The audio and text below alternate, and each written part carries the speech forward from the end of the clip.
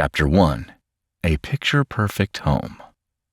Amityville, New York, nestled on the south shore of Long Island, was the kind of place that seemed to live in a time capsule, untouched by the turbulence of the outside world.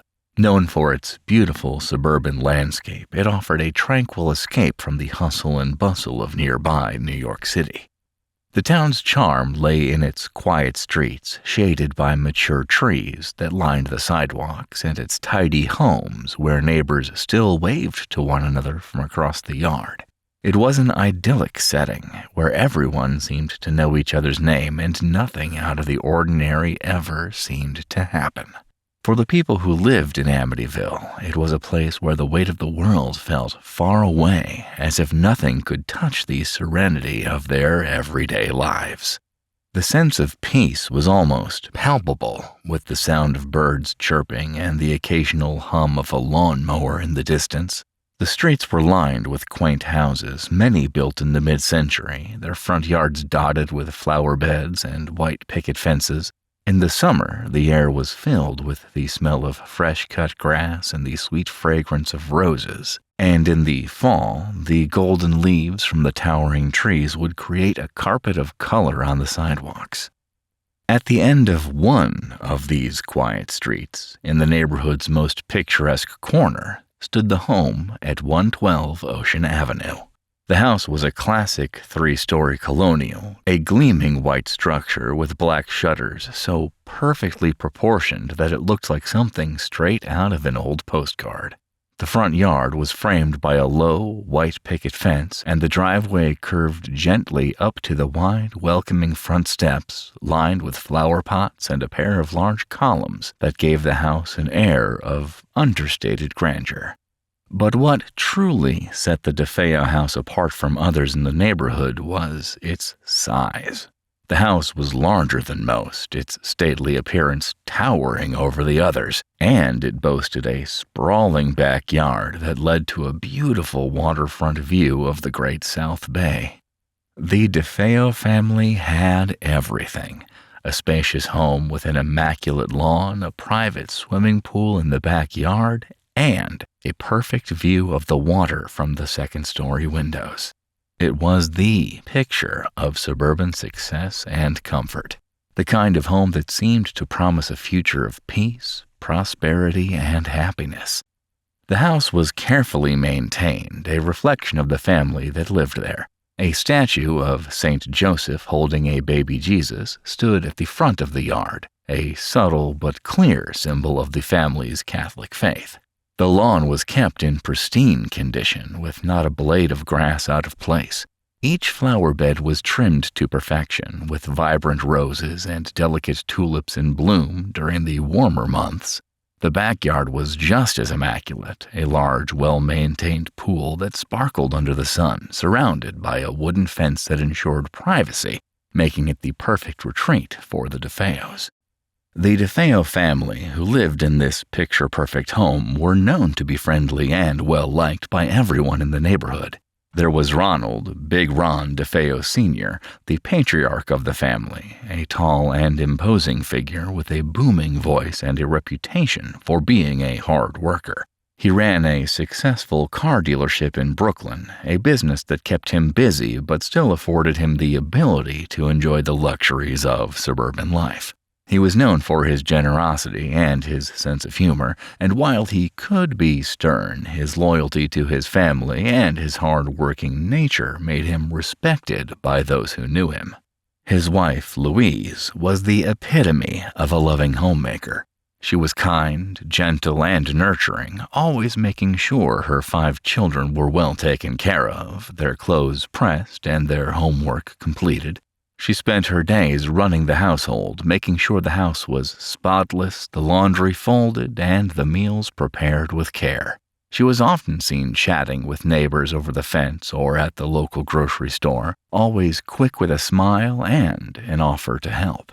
Together, they had 5 children: Ronald Jr., Butch, Dawn, Allison, Mark, and John Matthew.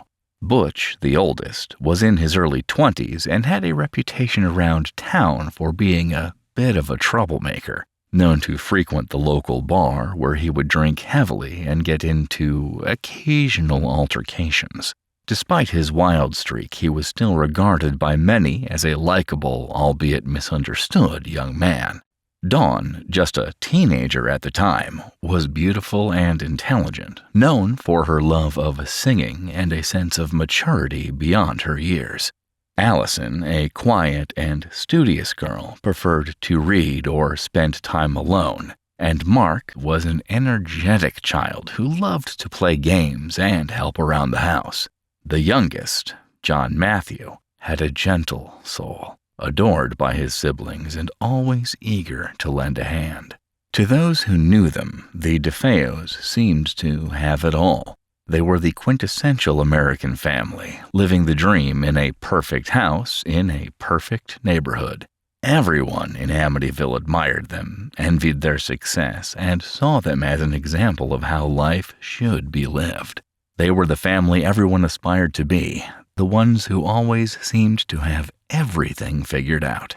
But behind the polished exterior of the DeFeo family, cracks were beginning to form, invisible to the casual observer but ever present beneath the surface. While the family appeared to be tight-knit and harmonious, there were whispers among close friends and family that things weren't always as perfect as they seemed. Big Ron's relationship with his oldest son, Butch, was strained. Their father-son dynamic was often tense, with Butch resenting his father's expectations and the pressure to live up to the family name. Butch, who had developed a reputation for substance abuse and erratic behavior, often clashed with his father, who demanded perfection. Big Ron's tough love style of parenting only seemed to drive the wedge deeper between them. Louise, too, was not immune to the underlying issues that plagued the family. Her role as the quiet homemaker was overshadowed by her increasing concern for her children's well-being. She worked tirelessly to keep up appearances, but as her husband's temper flared and Butch's behavior grew more erratic, Louise began to worry. There was a sense of unease in the house that no one could quite put into words, a tension that hung in the air like a storm cloud waiting to burst. Despite these growing tensions, the family remained largely untouched by the outside world. The neighbors continued to speak highly of them, not suspecting that anything could be amiss. They were simply too perfect to be anything but happy. But as time passed, the DeFeos would begin to unravel in ways that no one could foresee. The family that once represented the ideal American household would soon become infamous for reasons no one could have imagined. And as the days wore on, the cracks in their seemingly perfect world would widen, revealing a darkness that would forever change the town of Amityville and the DeFeo family. This was the home. This was the family. And soon, this was the tragedy that would rock a peaceful town to its core. Chapter 2. The DeFeo Family Dynamics. From the outside, the DeFeo family appeared to be the picture of perfection, an ideal example of what every family aspired to be. But within the walls of their stately home on Ocean Avenue, a different reality played out, one marked by tension, control, and emotional volatility that was often hidden from the prying eyes of neighbors. The house may have been pristine, but the dynamics within were anything but. Ronald Big Ron DeFeo Sr. was a towering presence in the family both physically and emotionally. Standing well over 6 feet tall, his broad shoulders and stern demeanor commanded attention wherever he went.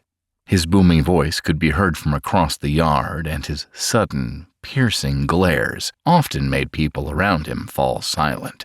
He was the kind of man who demanded respect, not just from his children, but from everyone in his life. A successful businessman, Ronald Sr. ran a car dealership in Brooklyn that was known for its high-end inventory and no-nonsense approach. He worked long hours, often commuting from Amityville into the city, where he commanded his employees with an iron fist. At home, his success translated into a strict authoritarian rule. The patriarch was a man who valued order and discipline, and he believed it was his right, even his duty, to instill those same values in his children.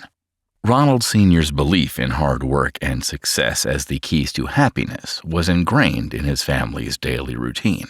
He was not a man who tolerated excuses or failure, and he expected his children to live up to the expectations he set, no matter the cost.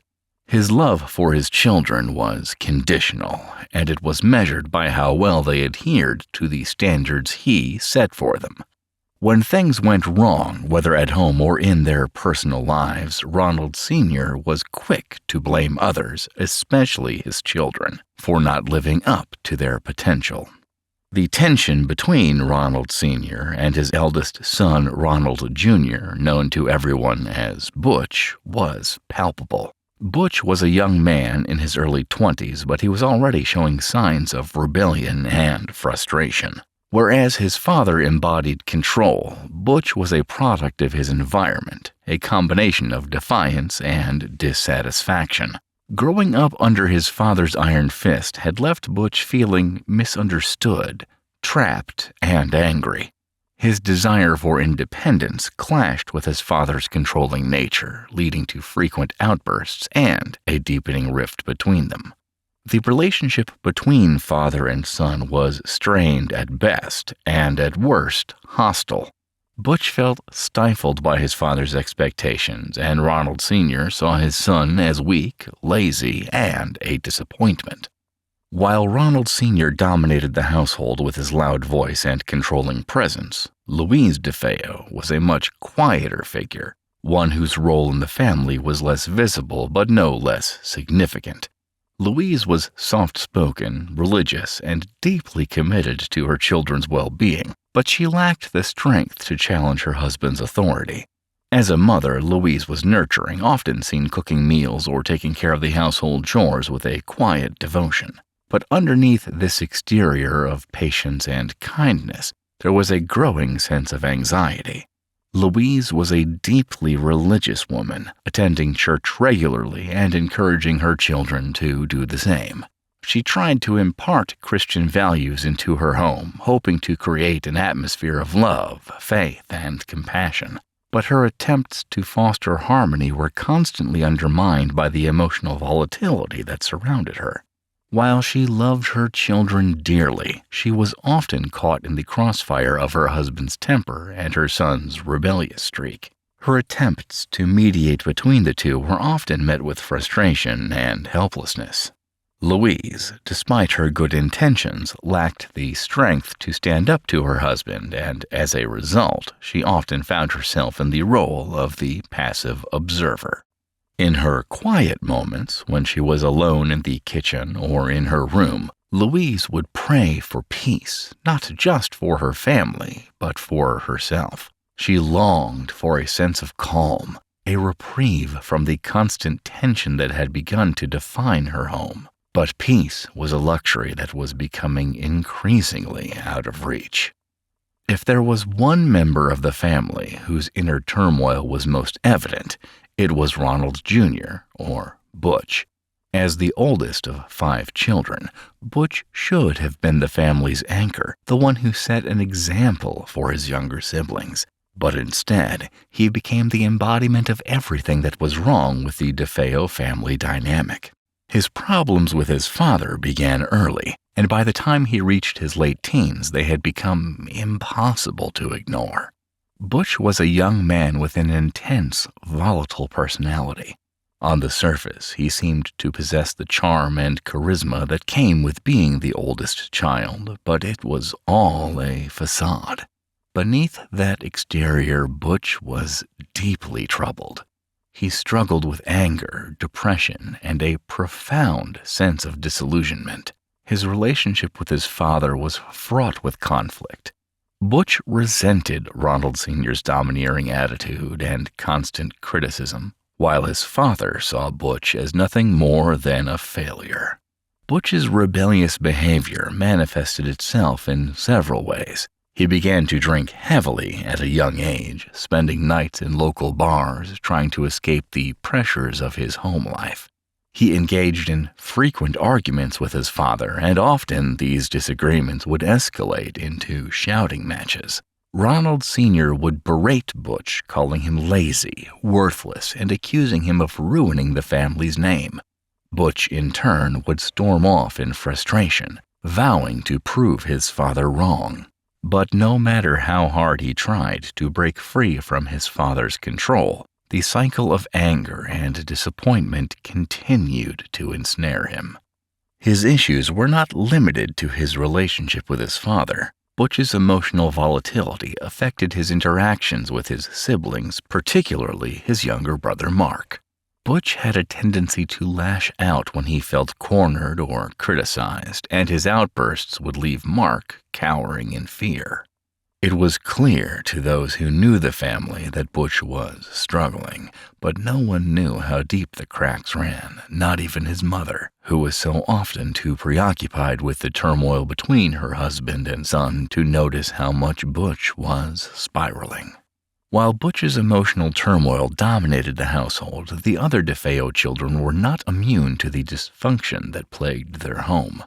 Dawn, the second oldest child, was a bright and beautiful teenager with a love of singing. She was perhaps the most emotionally affected by the tension in the house, as she tried to mediate between her father and Butch, often taking on the role of peacemaker. Dawn was mature for her age, but she couldn't escape the emotional scars that came with living in such a volatile environment. Allison, the next in line, was quieter and more introspective. She was the type of child who kept to herself, often reading books or retreating to her room to avoid the chaos around her. Though she was academically inclined, she too felt the weight of the emotional strain that existed within the household. Then there was Mark. Mark was an energetic boy who loved to play and help out around the house, but he was also a target for Butch's explosive outbursts. Mark's innocence was slowly being chipped away as he watched his older brother and father clash repeatedly.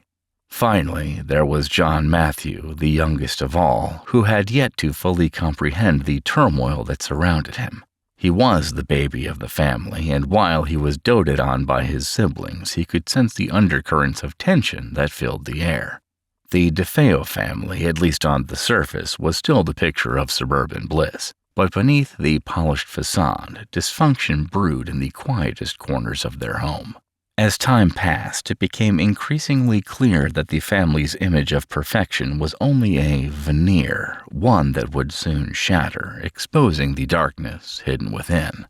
Ronald Sr.'s controlling nature, Louise's quiet resignation, and Butch's escalating rebellion formed a volatile mixture that would eventually explode in a way that no one could have predicted.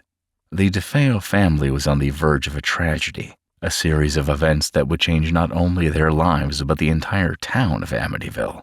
And though the house on Ocean Avenue appeared to be just another picture-perfect home, it was anything but. Chapter 3. Butch, the Broken Son. To understand the unraveling of Ronald DeFeo Jr., or Butch, one must peel back the carefully painted layers of affluence and privilege that masked his broken inner world. In a town where lawns were manicured, families dined together every night, and teenage boys grew up to inherit their father's businesses, Butch stood apart, not because of what he lacked, but because of what he never received. Love, support, and emotional understanding were rare commodities in the DeFeo household, and no one suffered more from their absence than him. From the outside, Butch appeared to have everything a young man could want: a large home, financial security, a new car, and a place of status as the oldest child in a well-to-do family. But those were distractions from the gaping emotional void inside him. While his father provided him with expensive gifts, a speedboat, an allowance, flashy clothes, he withheld the one thing Butch truly craved: validation. Ronald Sr. believed that material things were a substitute for emotional connection. When Butch began struggling in school, instead of support, he was berated. When he came home with anger bubbling beneath his skin, he was told to man up. The expensive items his father bought him weren't acts of love, they were tools of control. If Butch expressed dissatisfaction or pain, he was quickly reminded of what he had been given and how little he had earned it. The resentment that built in Butch was slow and silent at first. A teenager unable to match his father's expectations, he learned to live a double life. At home, he pretended to play the role of dutiful son when it suited him.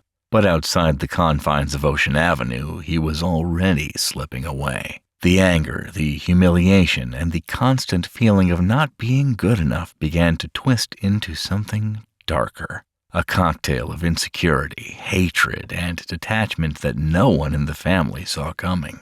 By the time Butch was a teenager, he had already begun experimenting with drugs. At first, it was weed, alcohol, and pills, whatever he could get from friends or parties. But soon, he graduated to harder substances: LSD, heroin, mescaline. His drug use was no longer recreational, it was medicinal, a form of escapism from the unrelenting voice in his head that told him he was nothing, and from a home where his every move was criticized or dismissed. When he was high, the pain dulled, the raging voices went quiet. The fear of never measuring up faded into a euphoric haze. Butch found in drugs the numbness he couldn't find in his family. They became a lifeline even as they began to erode what was left of his stability. His behavior became more erratic, his temper more unpredictable. His physical appearance began to change too.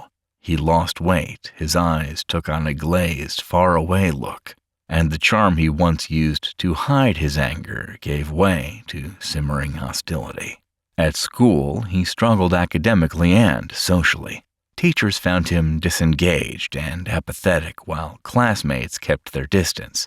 The more isolated he became, the more dependent he grew on drugs. And with that dependency came paranoia, emotional swings, and bursts of violence that no one, especially his family, was equipped to handle. The family dynamic, already fragile, began to fracture further as Butch's behavior grew more unstable.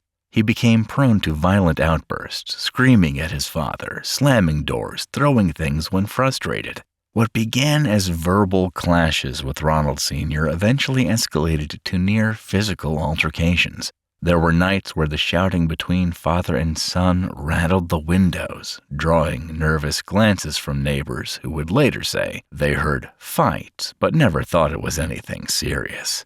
Butch's mother, Louise, tried to smooth things over, pleading with her husband to be more understanding and begging her son to calm down. But she was no match for the hurricane building inside Butch. His siblings began to avoid him entirely. They tiptoed around him, afraid to say the wrong thing or get caught in the crossfire. Even Dawn, who once had a close bond with her older brother, began to distance herself. The household was now divided into two camps, those walking on eggshells, and Butch, who stomped through the house in a fog of fury and confusion. The atmosphere grew heavier with every passing day, but the DeFeos remained committed to the illusion of normalcy. No one reached out for help. No one asked the right questions. Everyone assumed Butch was just going through a phase. As Butch grew more unhinged, he started seeking power in other ways.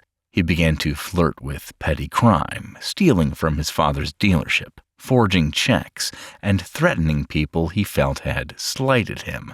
On one occasion, he reportedly pulled a gun on a friend during an argument over money, only to later dismiss the incident as a joke.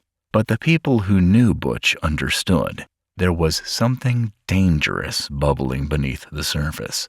Ronald Sr., blinded by pride and perhaps fear, refused to report his son's crimes. Instead, he made excuses, paid off debts, and swept things under the rug. He believed that Butch could still be salvaged, molded into the heir he always envisioned. But in doing so, he only enabled the destruction. Each time Butch got away with something, his sense of invincibility grew. He felt untouchable and, more importantly, unheard. The duality of Butch's existence became stark. By day, he worked at the family dealership in a half-hearted attempt to keep up appearances. By night, he spiraled deeper into addiction and violence, haunted by the feeling that he was losing his mind. He started hearing voices, sometimes whispers, sometimes indistinct murmurs that grew louder when he was high or sleep-deprived. He became convinced that people were watching him, judging him, laughing behind his back. Was it drug-induced paranoia, the early signs of schizophrenia, or the crumbling of a soul too long neglected? Whatever it was, Butch was slipping fast. By the summer of 1974, just months before the murders, Butch had all but checked out. He no longer tried to hide his drug use. His mood swings were erratic, his sleeping patterns irregular, and his relationship with his family nearly non-existent. His father still held out hope that he'd straighten up, while his mother prayed in silence, watching the boy she once cradled grow into someone she no longer recognized. Butch began to journal, sometimes scribbling pages of incoherent thoughts or violent fantasies. He talked less and less to his siblings, preferring to sit alone in the basement or drive around in his car for hours. Occasionally, he would have lucid moments, brief flickers of the boy he might have been, but they were always fleeting. He told a friend once after an especially dark evening, "Sometimes I feel like there's something inside me, like I'm not in control, like I could do something and not even care."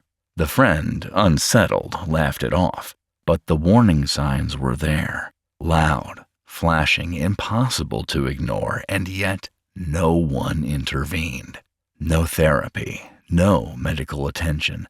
The family didn't believe in airing their dirty laundry. They believed in privacy, in dignity, in silence. But silence has a cost, and in Butch's case, it was deafening. Chapter 4. Cracks in the Facade. From the outside, 112 Ocean Avenue still looked pristine. A white colonial with black shutters, a backyard pool, and manicured hedges along the walkway. It was a home that spoke of comfort and stability, the kind of place where children played in the yard and holiday lights twinkled in winter. But behind the drawn curtains and locked doors, the image was starting to rot. The tension inside the DeFeo home was no longer subtle. The emotional fractures that had always existed, cracks masked by tradition, silence, and denial, were now audible. What had once been tightly managed dysfunction was becoming chaos that seeped through the walls. In the months leading up to the murders, neighbors began to notice the strange sounds at night. Shouting, things breaking, the occasional blood-curdling scream. They could tell the voices belonged to the same few people, but it was always the same two that rose above the rest. Ronald Sr. and his eldest son, Butch. "They used to fight like animals," said one neighbor who asked not to be named. "We'd hear them nearly every week, not arguing, fighting. Screaming at the top of their lungs. We always assumed the cops would show up, but they never did." The DeFeos didn't want police involved. Ronald Sr. made sure of that. He valued his reputation more than his own peace of mind. That obsessive need to maintain appearances meant that everything stayed in-house, even when Butch began openly threatening him. Butch had become a different person. The once chubby teenager who'd been awkward and isolated was now thin, erratic, and constantly under the influence of drugs. LSD, heroin, barbiturates, he took whatever he could get his hands on. His eyes were often glazed, his speech slurred. He mumbled to himself, sometimes laughing at nothing. One family friend described him as a bomb waiting to go off. The DeFeos walked on eggshells around him. Louise, the quiet mother, tried to keep the peace, pleading with Butch to calm down when arguments flared. The younger siblings, Dawn, Allison, Mark, and John Matthew, kept their distance, retreating to their rooms when shouting started. Ronald Sr., once a domineering figure at home, had begun to lose control of his son. He still tried to assert authority, slapping Butch, yelling over him, but it was less effective each time, and it only fed the resentment Butch already harbored. He thought he was king of the castle, Butch would later say of his father, but I wasn't going to let him treat me like a dog anymore. By then, Butch had already pointed a gun at his father once, months before the murders. He didn't pull the trigger, but the message was clear. The leash was slipping. The house began to feel like a pressure cooker. Louise confided in a close friend that she was scared of her own son. She worried he would hurt someone, or himself, but she never took action. She was raised to obey her husband, and Ronald Sr. refused to entertain the idea of therapy, let alone institutionalization. He saw it as weakness, an insult to his authority. To admit his son needed help was to admit he had failed as a father. Even Butch's friends, many of them fellow partiers and petty criminals, began keeping their distance. He had become paranoid, unpredictable. He claimed people were following him. He said his parents were plotting against him. He laughed at things no one else found funny. Sometimes he would go silent mid-conversation and just stare. His detachment from reality grew more visible each day, but the family still clung to routine. They still sat together at dinner, still went to church, still smiled in front of neighbors. The illusion had to be maintained. But the cracks were too deep now, the pressure too intense, and behind closed doors that once pristine home had become a battlefield, a place where fear whispered in the halls and violence loomed like a shadow that wouldn't leave. The next chapter of the DeFeo's story would not be one of confrontation, but of collapse. And it was coming soon. Chapter 5. The Final Days. The air around 112 Ocean Avenue felt heavier that week. A quiet dread had settled in the DeFeo house, though no one openly spoke of it. Louise moved more cautiously through the halls, glancing over her shoulder as if expecting something to happen. The younger children, Dawn, Allison, Mark, and little John Matthew, had grown quieter, more reserved. The once lively household had grown still, filled with long silences, whispered conversations, and unspoken fears. Butch was no longer just angry or erratic. He was distant, unreadable. He floated in and out of the house at strange hours, his eyes rimmed with red, his words often slurred or nonsensical. He barely made eye contact anymore. When he did, there was something in his gaze that unnerved even the boldest of his friends. It was as if he were looking through people, not at them. His siblings noticed. Dawn, the eldest daughter, had a particularly tense relationship with Butch. Though close in age, they had drifted in recent years as Butch spiraled deeper into drugs and paranoia. But that week, she confided in a friend that her brother was scaring her. "He talks to himself," she said. "He's getting worse. We try not to upset him, but it doesn't matter. He's always angry." The tension between Butch and his father had escalated past the point of shouting matches. It was now open warfare. Ronald Sr. had threatened to cut his son off financially, to fire him from the car dealership where he pretended to work. He was tired of the disrespect, the lies, the missing money. He called Butch a bum, a junkie, a disgrace, and Butch, no longer willing to take the verbal beatings, talked back, slamming doors and hurling insults that shocked even Louise. Butch became obsessed with a rumor he'd heard months before that his father had hidden thousands of dollars somewhere in the house, possibly even as much as $200,000. Money meant power, escape. He had no patience for jobs, and his drug habit was draining him. He brought up the supposed stash often in conversation, asking his father questions that bordered on accusatory. Ronald Sr. dismissed him each time with contempt, telling him to get off his lazy ass and earn his own living. On November 10th, just 3 days before the murders, Butch had lunch with a friend at a local bar. The conversation started off casual, girls, drugs, music, but then took a darker turn. Butch leaned in, lowered his voice, and said something that made his friend pause. "Sometimes I feel like I could just kill them all." He laughed after he said it, but there was no smile in his eyes. The friend brushed it off, nervous, uncomfortable. "Yeah, okay," he replied, trying to change the subject, but the words stuck with him. There was something about the way Butch said it, the way he looked when he said it. Flat, cold, detached, as if it wasn't a joke at all. That same night, Butch returned home and went straight to his room. He didn't speak to anyone. He didn't eat dinner. From behind his closed door, his siblings heard music playing loudly, some psychedelic rock that vibrated the walls, and then, at some point, silence. The following days unfolded like a quiet storm preparing to break. Butch was gone for long stretches, returning home disheveled, sometimes high, other times eerily calm. On November 12th, he picked a fight with his father again. This time, Louise had to intervene, physically placing herself between them. Ronald Sr. had raised his hand, and for a moment it looked as if he might strike her instead.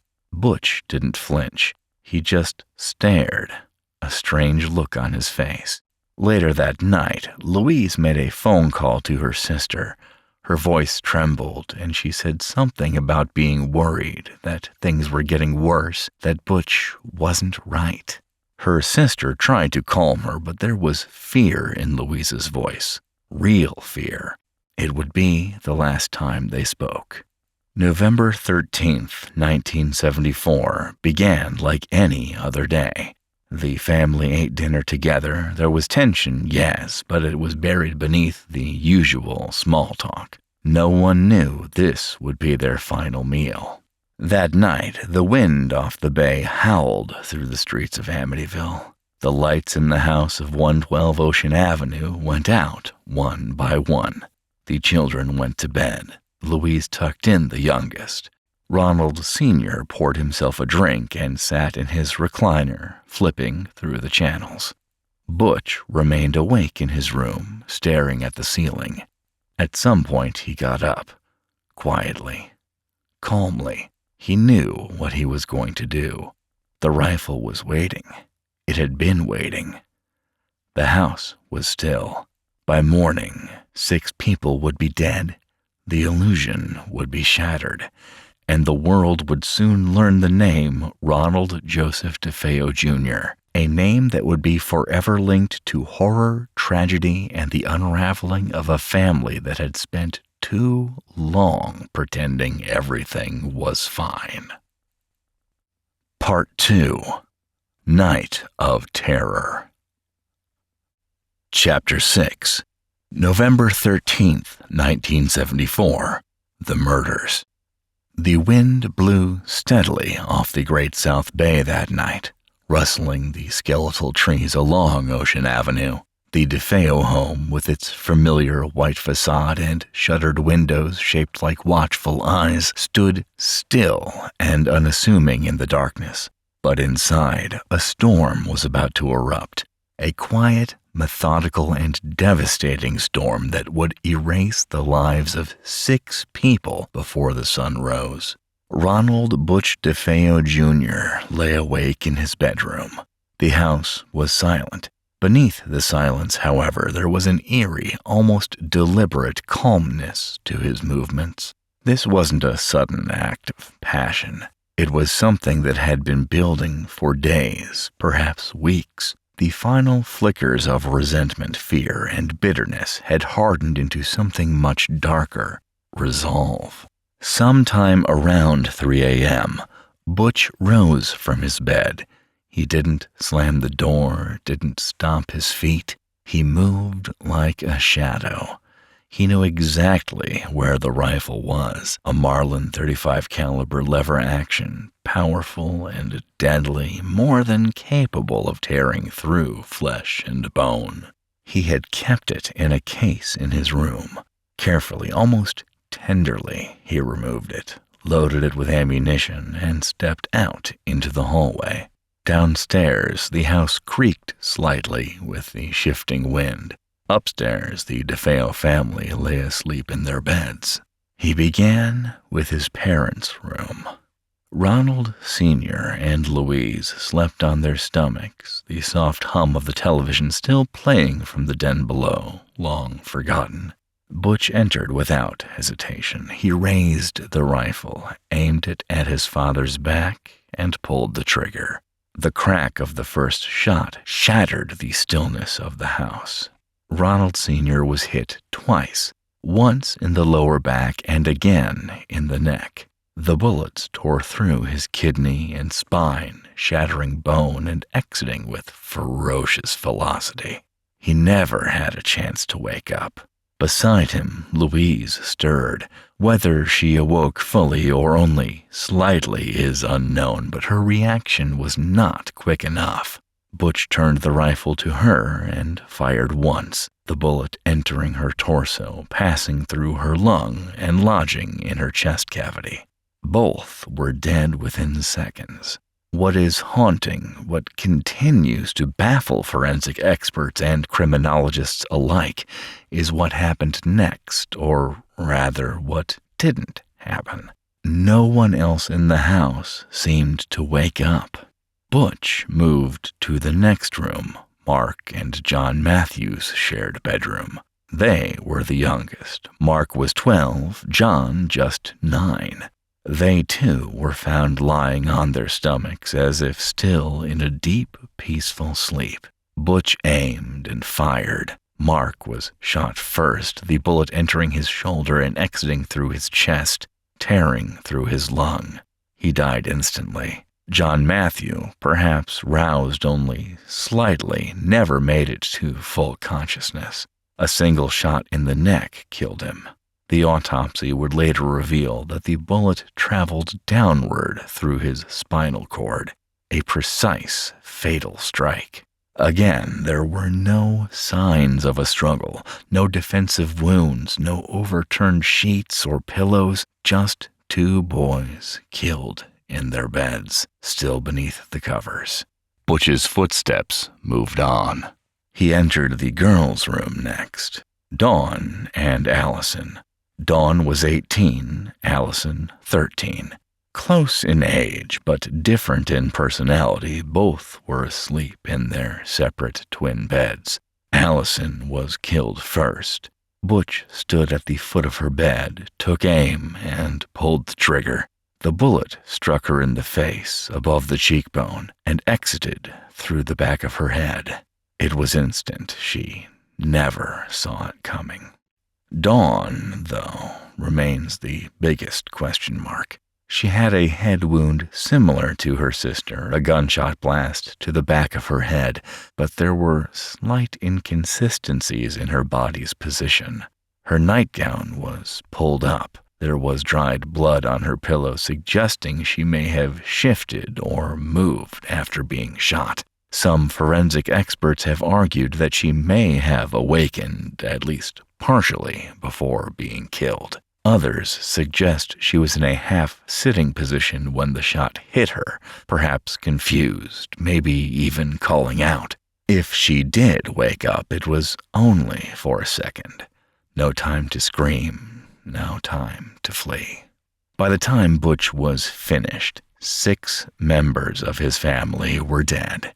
He had moved through the house with chilling efficiency, firing 8 shots in total, reloading as necessary. Not a single neighbor reported hearing gunshots, though one would later recall hearing the family's dog barking furiously during the early morning hours. How 6 people could be killed in their sleep without a single one fleeing or crying out has remained one of the central mysteries of the case. No sedatives were found in the victims' systems. No suppressor was used on the rifle. The Marlin .35 caliber is known for its powerful, deafening discharge, and yet somehow no one escaped. No one survived. Ballistics experts would later study the trajectory of each shot, mapping them out against the victim's positions. Each bullet told part of the story, a story of precision, premeditation, and chilling calm. No shot was errant, no sign of a struggle. Every room, every bed became a silent tomb. After the killings, Butch did not flee in panic. He cleaned up.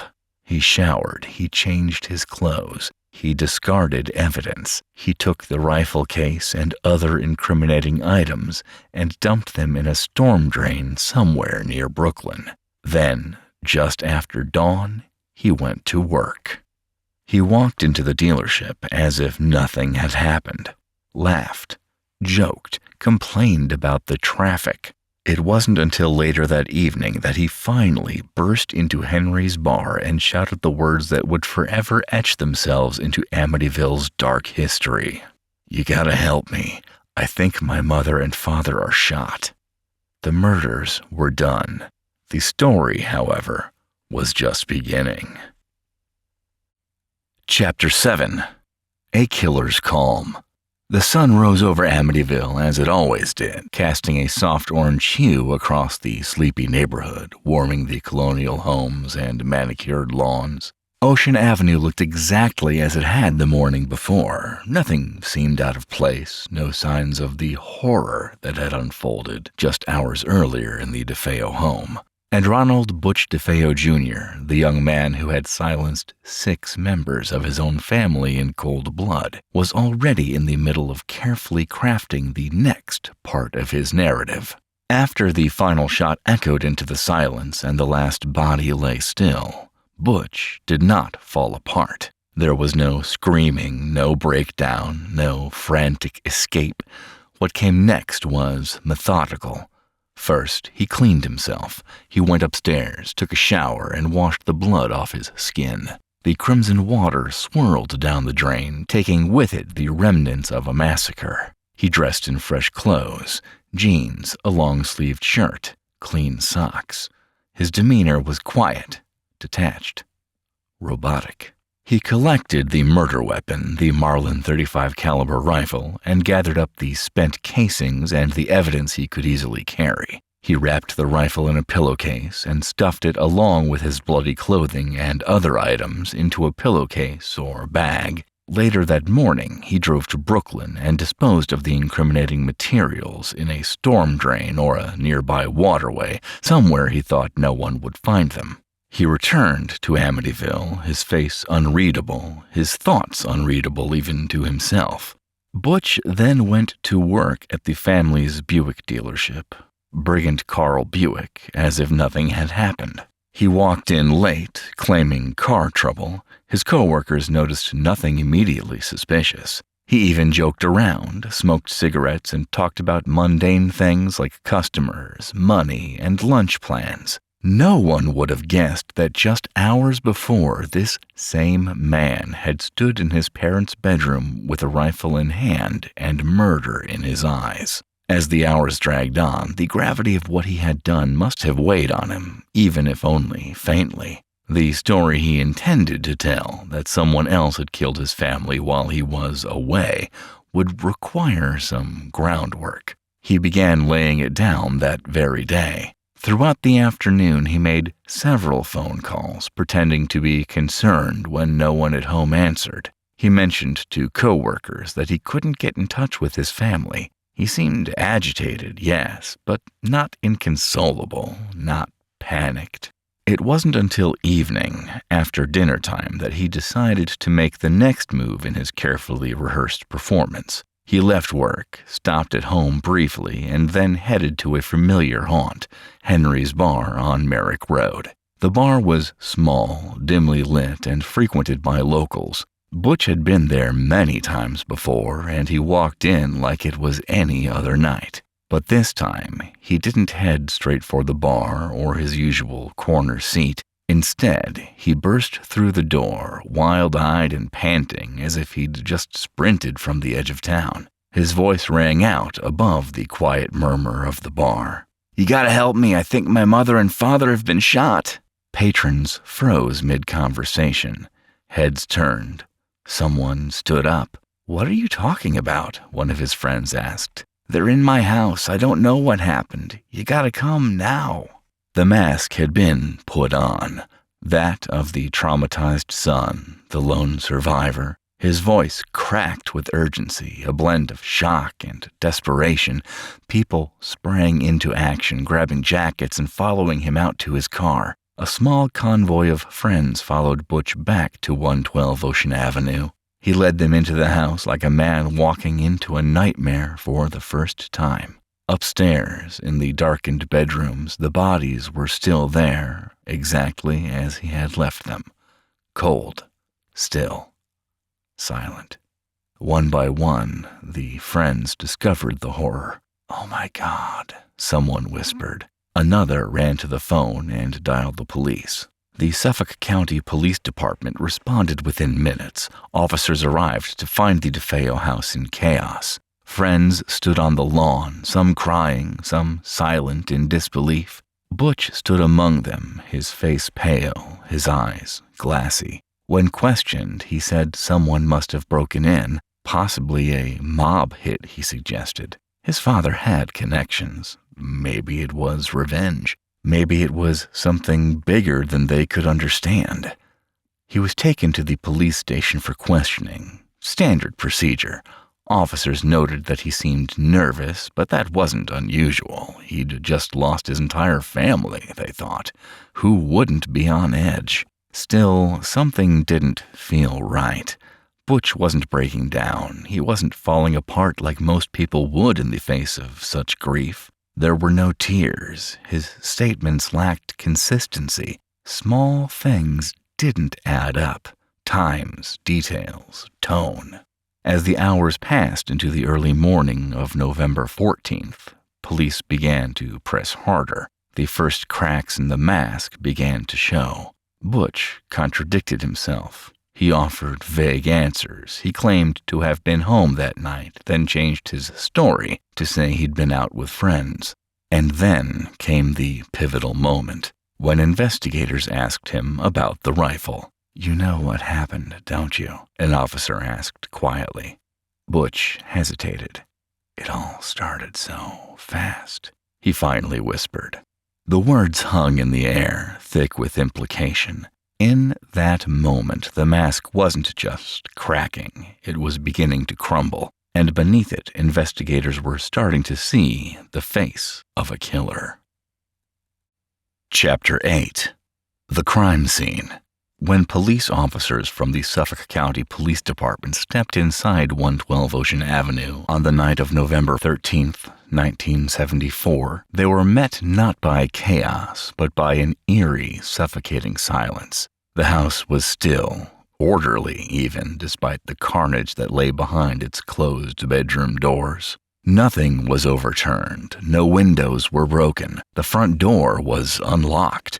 Everything was as it should be, except for the fact that an entire family had been slaughtered in their beds. Inside, the officers' boots echoed against the hardwood floors as they slowly ascended the stairs. The second floor smelled faintly of gunpowder and something metallic. Blood. In the master bedroom, they found Ronald DeFeo Sr. and Louise DeFeo face down in their bed, shot execution style. Blood had soaked into the white sheets, pooled around their heads, and splattered the headboard and wall behind them. There was no sign that they had stirred or struggled. They were dressed in their nightclothes. Both had been shot at close range. The horror deepened as officers moved from room to room. In John and Mark's shared bedroom, the two young boys, 9 and 11, were also found lying face down, killed in their sleep, both shot once. Their small bodies looked almost peaceful, undisturbed by pain or panic. Across the hall, in another room, 13-year-old Allison lay in a similar position. Then came the final blow.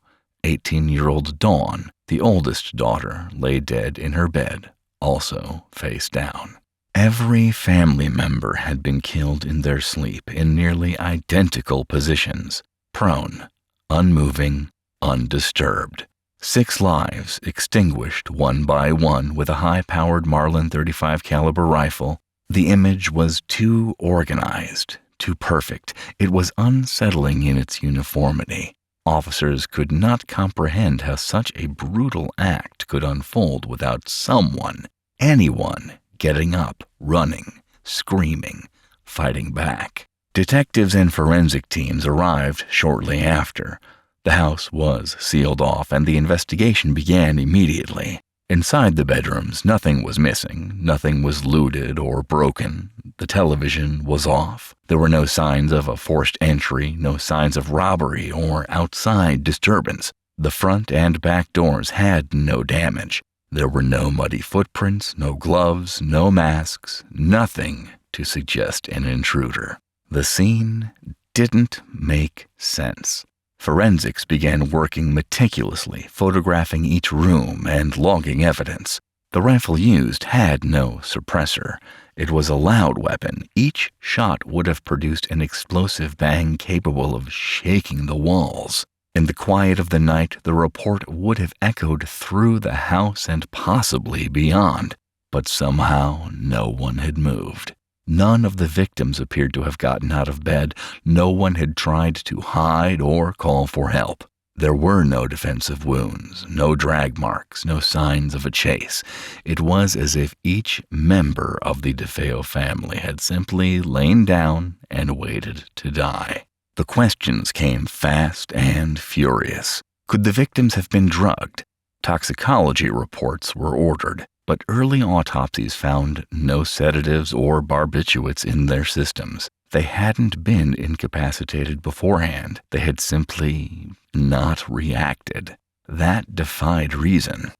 Investigators floated theories. Maybe the killer had moved with such speed and efficiency that none of the others had time to respond. Perhaps Ronald Sr. was killed first, then Louise. The gunshots so sudden that the rest of the family hadn't registered what they were hearing. But still, 6 people in separate rooms, each within earshot of one another. It was a mystery wrapped in a contradiction. Outside the house, a crowd had begun to gather. Neighbors stared at the once idyllic home in disbelief. Reporters started arriving, their camera flashes breaking through the dark. It didn't take long for news to spread that something unthinkable had happened at the White Dutch Colonial with the iconic quarter-moon windows. But still, no one suspected Ronald Butch DeFeo Jr., at least not yet. He had played the part of the shocked son so well, sobbing into his hands, rocking back and forth in the police station just hours earlier. But inside the house, the details weren't adding up. The killer had known the layout. The killer had moved swiftly, confidently, and had known where each family member slept. This was no random act of violence, no robbery gone wrong. This was personal. It was intimate. Forensic technicians retrieved shell casings from the bedrooms, all matching the Marlin rifle. Investigators combed the grounds for signs of where the gun or bloody clothing might have been discarded, but they found nothing. Not yet. The weapon was still missing, and so was a motive. Inside the home, the officers worked late into the night, collecting fibers, fingerprints, and blood samples. They measured the trajectories of bullets. They took note of the lack of struggle. The house, once a symbol of suburban perfection, had become a crime scene soaked in mystery. And at the center of it all was Ronald Jr., the sole survivor, the grieving son, and soon, the prime suspect. Chapter 9. The Web of Lies. As the night wore on and the DeFeo house transformed from a suburban dream into the epicenter of horror, Ronald Butch DeFeo Jr. sat at the Amityville Police Department under bright fluorescent lights, playing the part he had just rehearsed, the grieving, shocked son. Dressed in jeans and a flannel shirt, his long dark hair slightly disheveled, Butch told officers the story he had likely run through in his mind 100 times before making his dramatic appearance at the bar earlier that night. His voice quivered, his eyes watered on cue, and he swore over and over that he had no idea who could have done such a thing to his family. The house had been fine when he left for work, he insisted. He'd spent the day at the dealership. He'd even called home a few times, but no one answered. It didn't take long before the lies began to fray. The first version of his story placed the blame squarely on someone else, a man named Louis Fellini, a supposed mafia hitman Butch claimed had it out for his father. The DeFeos, Butch explained, had connections, vague, shadowy business dealings that sometimes stepped into underworld territory. His father, he hinted, had enemies. "My family was taken out," he said grimly. "It had to be Fellini. He told me once he'd get my dad." Detectives let him talk. They took notes. But from the beginning, something didn't sit right. Why hadn't there been a break-in? Why would a mob assassin leave behind thousands of dollars worth of jewelry and cash, not even touching anything except the bodies? Why would a professional killer use a high-powered rifle with no suppressor, gunning down 6 people in a quiet neighborhood and making no effort to hide the crime? And why, above all, had no one in the neighborhood heard anything? Detectives began asking Butch for more details. When exactly had he left for work? When had he last spoken to each family member? Could he pinpoint the time he left the house that morning? His answers became increasingly vague. "I think it was around 9, or maybe 10. I don't know, it's all a blur," he mumbled. But one of his co-workers at the dealership claimed Butch hadn't shown up until almost noon, and when he did, he was agitated, pacing, complaining about not being able to reach his family. As investigators dug deeper into his timeline, the discrepancies grew. Butch couldn't account for where he'd been between early morning and his arrival at work.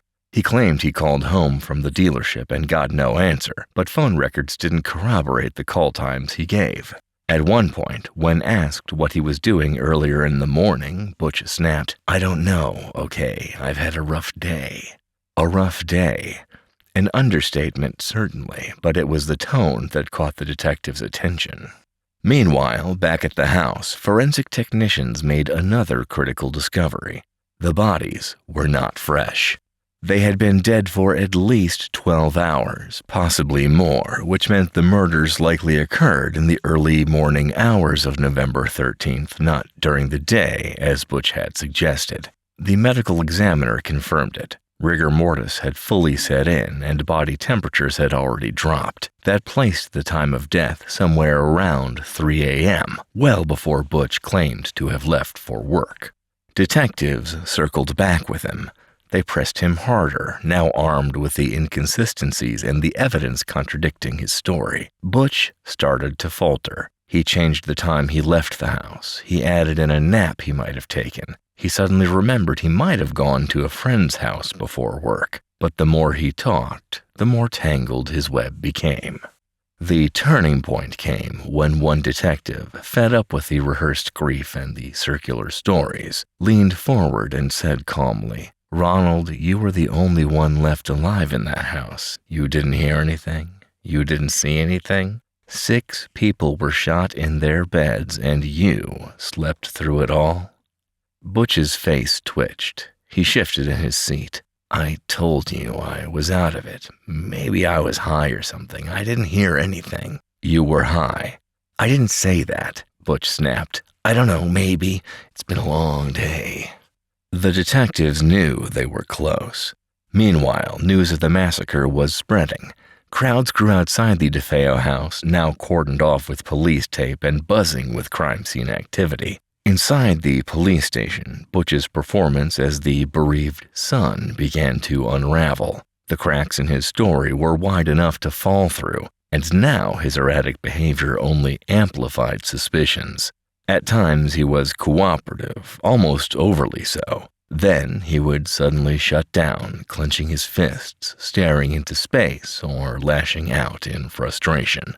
He swore he'd find Fellini himself if the cops didn't. He repeated over and over how much he loved his family, but the rehearsed lines were losing their power. The investigators had seen enough. They asked him to stay overnight for more questioning. He agreed. But as he was led to the holding room, he turned to one of the officers and said something that chilled him to the bone. Once I start talking, you're never going to believe what really happened. He was right. What came next would shatter the image of the grieving son forever and pull back the curtain on a night of madness that no one in Amityville or the country would ever forget. Chapter 10. The Confession. The interview room was small, windowless, and sterile.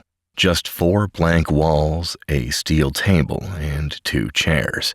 The fluorescent lighting buzzed faintly overhead as Ronald Butch DeFeo Jr. sat slouched in his seat, his arms crossed tightly over his chest. He was coming apart, not in the way officers expected from a grieving son. No sobs, no breakdown, just irritation, defensiveness, and behind his sunken eyes a quiet detachment that unsettled even the most seasoned detectives in the room. Hours had passed since they first brought him in. At first, Butch had clung to his story.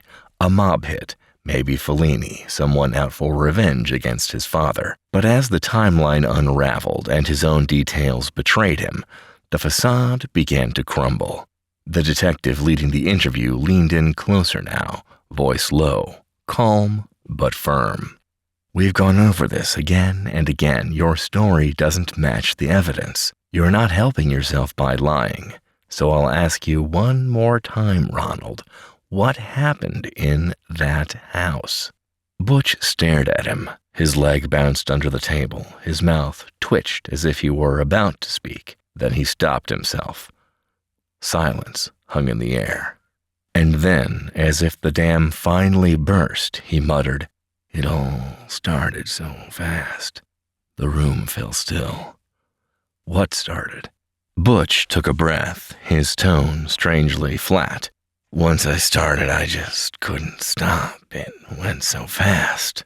The detective didn't move. He just waited. He knew not to interrupt the unraveling. I killed them, Butch said, finally, clearly. I killed them all. He looked down at the table, his voice eerily calm. I couldn't take it anymore, the yelling, the control. My old man always on my back, like he owned me, like I wasn't even a person. He beat me, threatened me, screamed at me in front of people. I hated him. He paused, then almost as if remembering a distant errand, he added, So I got the rifle. The detective asked, Where was it? In my room. I'd hidden it there. I'd been thinking about it for days, maybe longer. Butch's voice was low, dispassionate, as he began to walk the officers through the events of the early morning hours of November 13th, 1974. He had waited until the house was quiet, everyone asleep. He retrieved the Marlin .35 caliber lever-action rifle from his closet, loaded it, and started with his parents' room on the 2nd floor. He opened the door and raised the gun. I shot my father first. He was lying on his stomach, Butch said without blinking. The first shot hit him in the back. It tore through his spine. He never moved. He said his mother stirred next to him. She woke up a little, started to scream. I shot her too. Twice. He described how he then moved to his brother's room, John and Mark. The boys were only 9 and 12. They were sleeping in their beds, unaware. I shot them both, Butch said, expressionless. They didn't even wake up. From there, he walked into the room of his sisters, Allison and Dawn. Butch hesitated only slightly when recalling Allison. She looked up at me, he admitted, his voice dipping barely above a whisper. She turned her head. I think she saw me. Then I shot her. When asked about Dawn, the oldest after Butch, he was less certain. She was last, he said. I don't know. Maybe she woke up too. He insisted she was part of the plan, that she knew what he was going to do. Or maybe he mused aloud she wasn't supposed to die. It was hard to tell if he was deflecting guilt or genuinely unsure. Butch leaned back in his chair as he recounted the entire slaughter without a tremor in his voice. The way he described it, as if he were explaining how to make a sandwich, turned the room ice cold. I just kept going, he said. One by one. I didn't think. I couldn't stop, and then it was quiet. He detailed how he took a shower afterward, changed clothes, threw the blood-stained garments and the rifle into a storm drain on the way to work, stopped for coffee, spent the day trying to act normal. But the pressure built. He needed a story, so he returned home, put on a show for his friends, then burst into the bar, yelling that his family had been shot, hoping somehow it would all hold together. It didn't. The detectives in the room stared at him, stunned, not just by the horrors of the murders, but by the complete lack of remorse. No tears, no apology, just flat facts delivered with the chilling clarity of someone recounting an inconvenience. Do you feel bad about what you did? One of them finally asked. Butch shrugged. They deserved it, he said. You don't know what it was like in that house. My father was a bully. He made our lives hell. I did what I had to do. But the statement didn't ring of justice. It rang of something else, something cold, detached, and beyond reason. The confession was written up, signed. The officers left the room, stepping out into the hallway with unreadable faces. Behind the door, Butch remained seated, hands folded on the table, as if none of it had happened, as if 6 lives hadn't just been extinguished by his hand. Outside the interrogation room, the storm was only beginning. News of the confession would stun the community. The boy who had cried out for help in the bar was now the killer, and soon the nation would learn his name, not as a victim, but as the monster who destroyed the American dream from within. Part 3. The Trial of the Decade. Chapter 11. Legal Chess Begins. As the weight of Ronald Butch DeFeo Jr.'s confession settled like dust over the small town of Amityville, the judicial system began grinding into motion. Just days after the stunning admission that he had killed his entire family in cold blood, Butch was officially charged with 6 counts of second-degree murder, 1 for each member of the DeFeo household. The charges were announced in a hushed courtroom filled with reporters and locals too shaken to fully comprehend how the unthinkable had come from within their own community. He sat in the courtroom like a shadow of himself, wearing the same distant expression he had in the interrogation room. His face was pale but unreadable, not angry, not afraid, just blank. The prosecutor, Gerard Sullivan, wasted no time framing the case as what it clearly appeared to be on its surface: a mass homicide committed methodically with malice and planning. There was no ambiguity in the charges. 6 lives taken, each gunned down in their sleep by the one person who should have never posed a threat to them. But Butch wouldn't face the storm alone. William Weber, a savvy and ambitious defense attorney based out of Long Island, stepped forward to take the case. Weber wasn't just some run-of-the-mill defense lawyer. He was shrewd, calculated, and understood that this wasn't just a criminal case. This was a media event. The DeFeo murders had already become front-page news, and Weber saw something beyond the immediate legal nightmare. He saw potential. Potential to argue a case that would grip the nation and perhaps even rewrite the narrative entirely. From the very start, Weber knew he couldn't win by denying the murders. Butch had confessed. The ballistics lined up. The crime scene had his fingerprints all over it, literally and figuratively. But what Weber could do was challenge the why. Why would a young man murder 6 members of his family while they slept? What would push someone so far? Weber settled quickly on a path forward: the insanity defense. It wasn't a new strategy, but in this case it had the potential to sow enough reasonable doubt that a jury might question Butch's culpability. If he could convince them that Butch was legally insane at the time of the killings, that he was incapable of understanding the nature of his actions or discerning right from wrong, then prison could be replaced with psychiatric hospitalization. It was a long shot, but it was the only shot they had. To mount the defense, Weber began arranging psychological evaluations, bringing in psychiatrists to analyze Butch's mental state. The reports were a mixed bag. Some suggested that Butch exhibited signs of antisocial personality disorder or perhaps a more complex delusional disorder. He had a long history of substance abuse, LSD, heroin, alcohol, and a trail of violent outbursts that painted a picture of instability. But others argued that Butch knew exactly what he was doing, that his actions weren't impulsive or psychotic, but calculated and cold-blooded. At the same time, the press went into overdrive. The details of the murders were like gasoline on an already smoldering fire. 6 bodies, 1 rifle, no sign of a struggle. The mystery of how no one woke during the gunshots. It was all too surreal, too horrifying to fully grasp.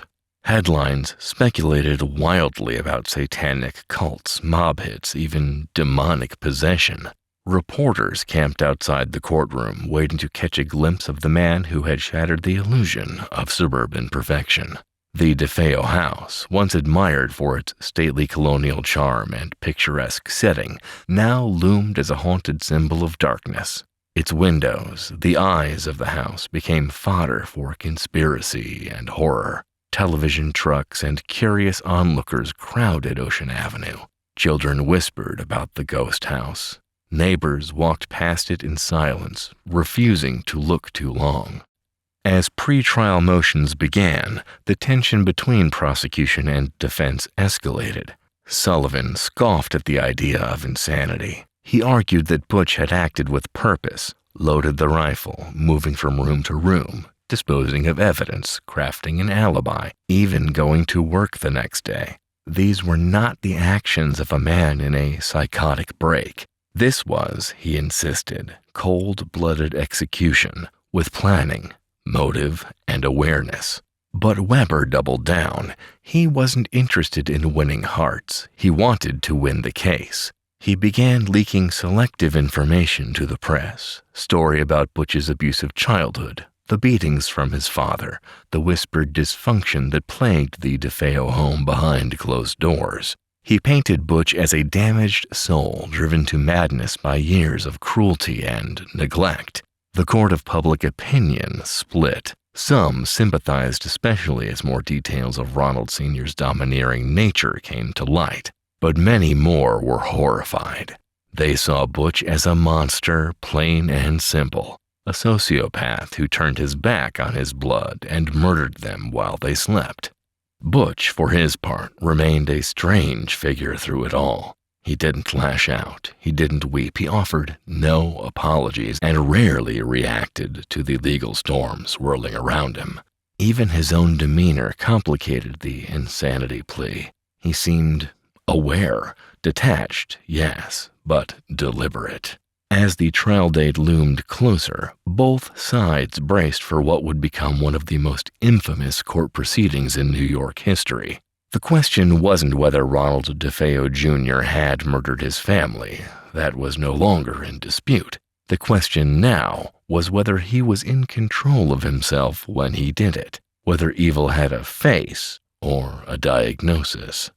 And behind it all, just beyond the courtroom doors, the house on 112 Ocean Avenue sat in ghostly silence. The bloodstains long scrubbed clean, but the memory of that night lingering in the walls, like a whisper no one could silence. Chapter 12. A Courtroom Theater.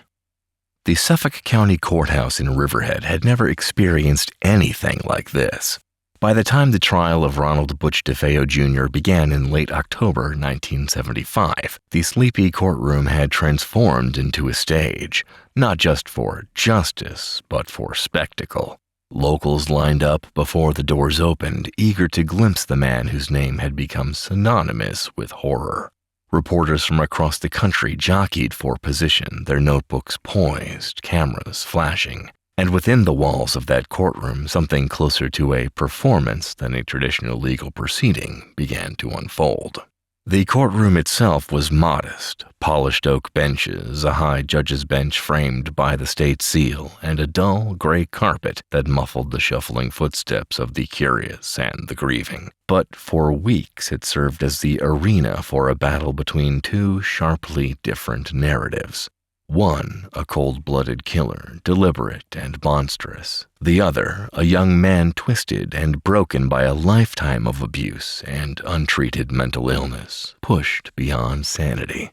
Every morning, Butch was led into the courtroom in slacks and a clean dress shirt, sometimes even a sport coat, his hair neatly parted, his posture casual.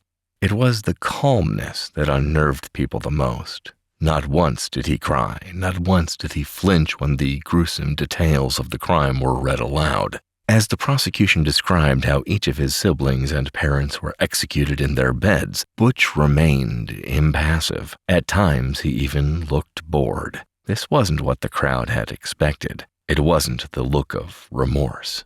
Seated behind him, onlookers whispered. Some were old classmates, others were strangers drawn by the macabre curiosity of it all. And among them were surviving members of the extended DeFeo family, cousins, aunts, uncles, their faces frozen in varying degrees of disbelief and disgust. Most of them no longer recognized the boy they'd once known. The jury, composed of 9 men and 3 women, observed Butch closely. Prosecutor Gerard Sullivan made certain they never forgot the brutality of the crimes. He didn't shy away from the grisly photographs, the bloodied mattresses, the children's lifeless bodies, the devastation captured by police cameras. The prosecution's argument was simple and direct. Butch DeFeo wasn't insane. He was methodical. He was lucid. He killed his family to eliminate the one source of control in his life, his father, and then executed the rest to cover his tracks. Sullivan's case was bolstered by forensic evidence. Experts explained that the rifle had been cleaned beforehand, that the shots were carefully placed, most to the head or upper torso. The lack of struggle suggested the victims never saw it coming.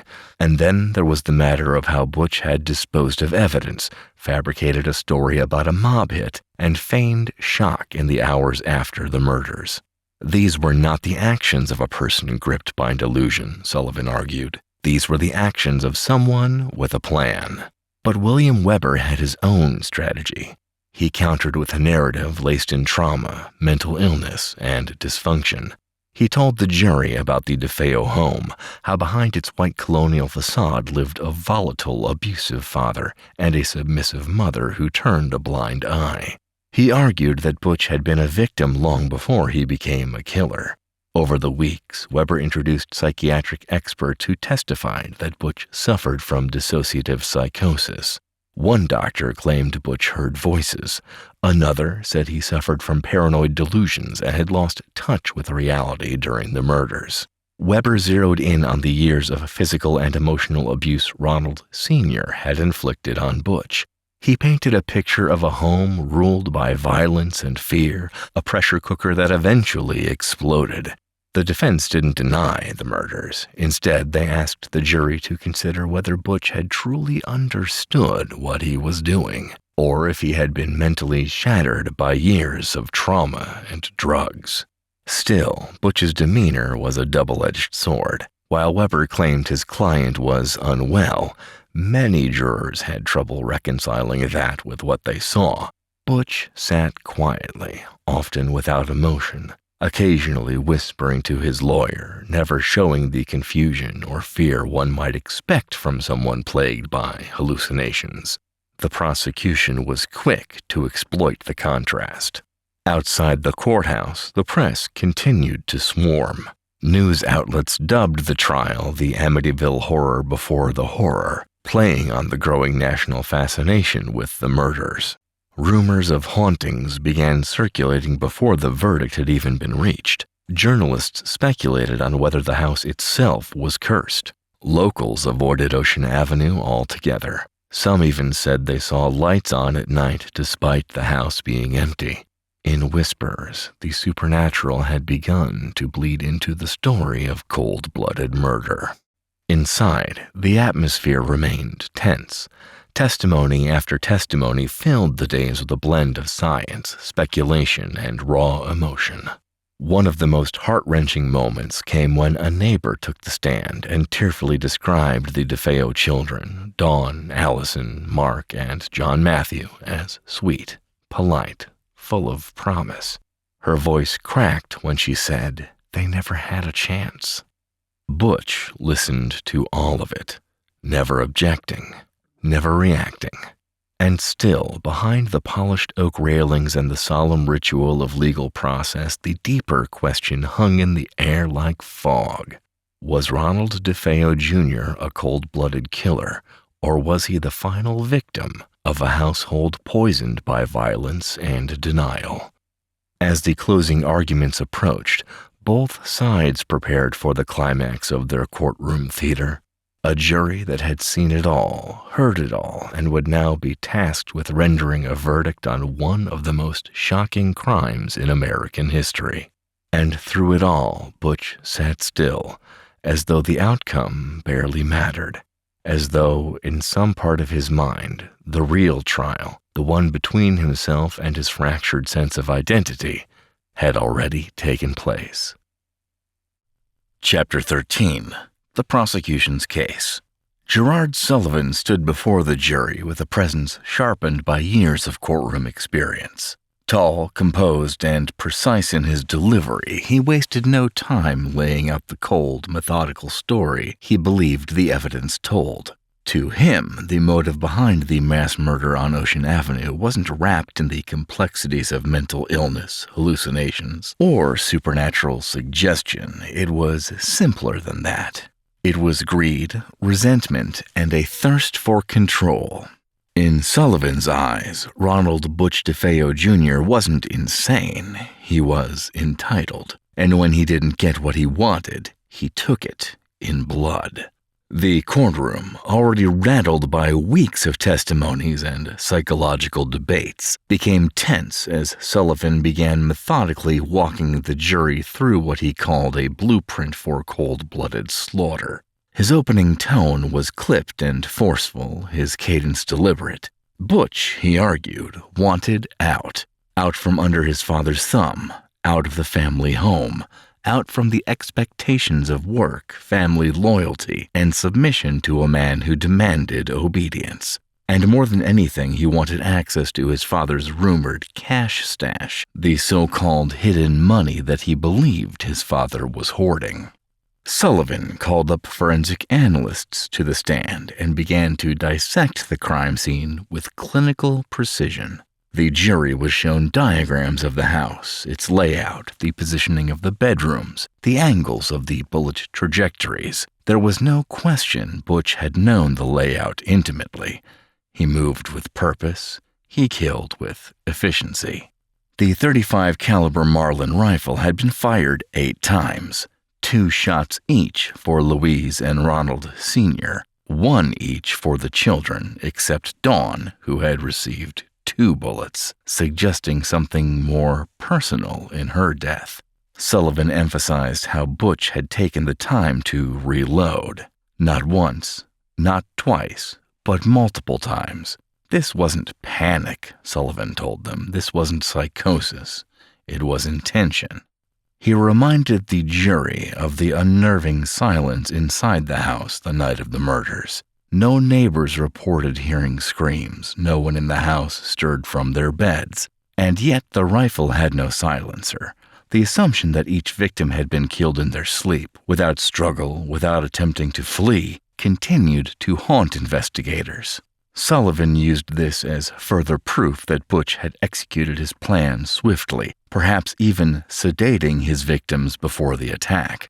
Although toxicology reports were inconclusive, Sullivan raised the possibility to plant doubt in the defense's argument of chaos or madness. If Butch was truly detached from reality, how could he have orchestrated such a clean, timed execution? Next came the financial motive. The jury heard testimony from Ronald Sr.'s colleagues and associates. The elder DeFeo, a successful car dealer, was rumored to keep large sums of money at home. Butch, in the months leading up to the murders, had asked about it repeatedly. At one point, he had even staged a fake robbery at the dealership, an incident that had raised his father's suspicion and prompted an explosive argument. That confrontation, Sullivan theorized, had ignited the final spark. Butch had grown tired of being scrutinized, punished, and controlled. The easiest path to independence, Sullivan suggested, was to remove the barrier, his father. But he didn't stop there. Sullivan turned to Butch's criminal behavior, his petty theft, drug use, and erratic outbursts, all markers of a person who flouted rules and avoided responsibility. He portrayed Butch as a narcissist, someone whose entire worldview was centered around himself. His family existed not as individuals, but as obstacles. Even his siblings, whom others remembered fondly, were seen by Butch as extensions of the same oppressive structure. They weren't innocent in his mind. They were liabilities. Sullivan didn't shy away from the psychological angle either. He acknowledged that Butch had problems, but he firmly pushed back against the idea that those problems amounted to legal insanity. His experts argued that Butch knew right from wrong, that he planned his alibi, that he changed clothes, disposed of evidence, and tried to manipulate friends into backing his story. One expert psychiatrist, called by the prosecution, delivered a damning diagnosis: antisocial personality disorder. Butch wasn't delusional. He was emotionally hollow, detached, lacking empathy. The jury took notes feverishly as Sullivan drove the point home. This was not the work of a man lost in a fantasy, he said. This was the work of a man who wanted what he believed was his, and when he couldn't get it, he eliminated everyone who stood in the way. Sullivan brought the jury back to the timeline, the careful planning, the manner in which the rifle had been cleaned beforehand, the way Butch walked into work the next morning like nothing had happened. He showed no signs of remorse then, and he showed none now. To Sullivan, that was more damning than any psychiatric evaluation. The prosecution's case ended with a sobering moment. Sullivan asked for a moment of silence for each victim. The room fell quiet as he named them one by one: Ronald, Louise, Dawn, Allison, Mark, John Matthew. 6 lives, all gone in the span of a few minutes. He asked the jury to remember that silence when they deliberated. Then he turned, looked straight at Ronald DeFeo Jr. and said the only monster in that house that night was sitting right here. With that, the prosecution rested. The courtroom exhaled as if it had been holding its breath throughout Sullivan's closing argument. Butch remained still. No tears, no anger, just that same unreadable expression. And as the jurors prepared themselves for the defense's final argument, the public's perception had already begun to solidify. No matter what came next, it was clear that the image of a haunted house in Amityville was only part of the horror. The true terror, it seemed, had walked its halls long before any ghost stories began. Chapter 14. Inside the Insanity Defense. With the prosecution's case having landed like a thunderclap, clinical, confident, and relentless, it was now the defense's turn to shift the energy in the courtroom. William Weber, Ronald DeFeo Jr.'s attorney, stepped into the spotlight with the burden of humanizing a man the world increasingly viewed as a cold-blooded killer. To sway the jury, Weber needed to reshape the horrifying events of November 13, 1974, into the final breakdown of a disturbed, untreated mind. Weber's strategy revolved around one cornerstone. His client was legally insane at the time of the killings. The narrative painted by the state of a calculating son who murdered for greed was, according to Weber, a surface-level reading. The truth, he contended, was darker, more complex, and tragically rooted in years of unchecked mental illness. To prove this, the defense called their key witness, Dr. Daniel Schwartz, a psychiatrist who had conducted extensive interviews with Butch. Calm and methodical, Schwartz walked the jury through the profile he had built. In his professional opinion, Ronald Jr. suffered from paranoid psychosis, an illness so severe that he was incapable of distinguishing between delusion and reality. Butch was not motivated by financial gain or hatred, Schwartz argued. He was driven by fear, irrational, all-consuming, and delusional fear that his family was conspiring to kill him. Schwartz recounted disturbing details from his sessions. Butch had told him he believed his family was poisoning his food. He said they whispered behind closed doors and that he heard voices warning him of an imminent attack. Even his youngest siblings, he claimed, were in on it. Dawn, the eldest sister, had smiled at him one morning, and in Butch's mind, it confirmed everything. "They were all going to get me. I had to stop them first," he reportedly said.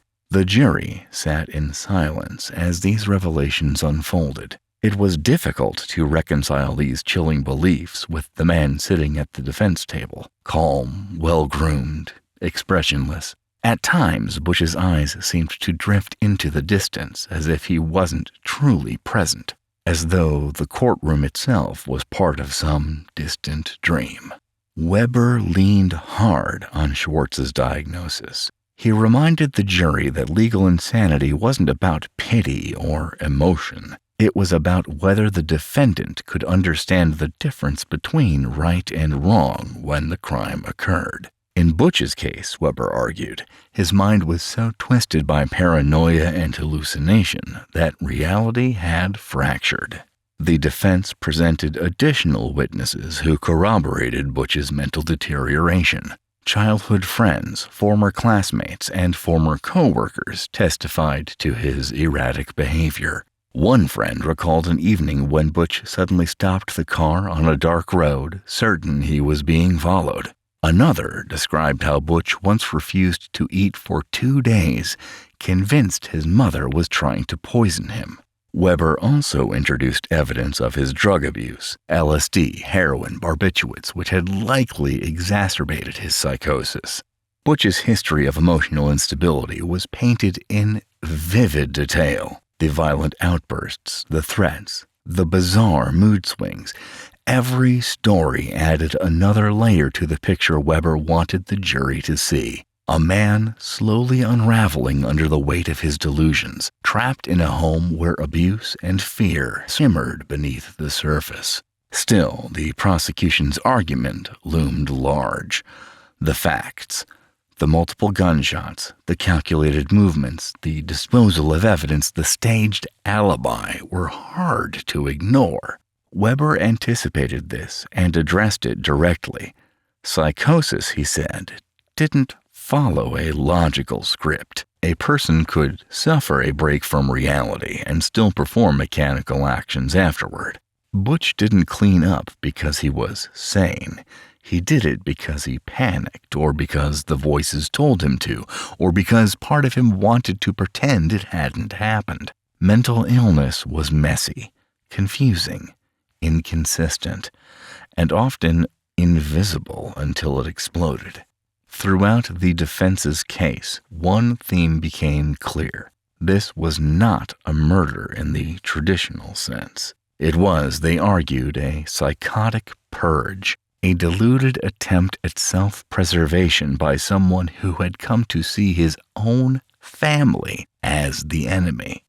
Weber's closing remarks were quiet, almost intimate. He didn't raise his voice. He didn't beg.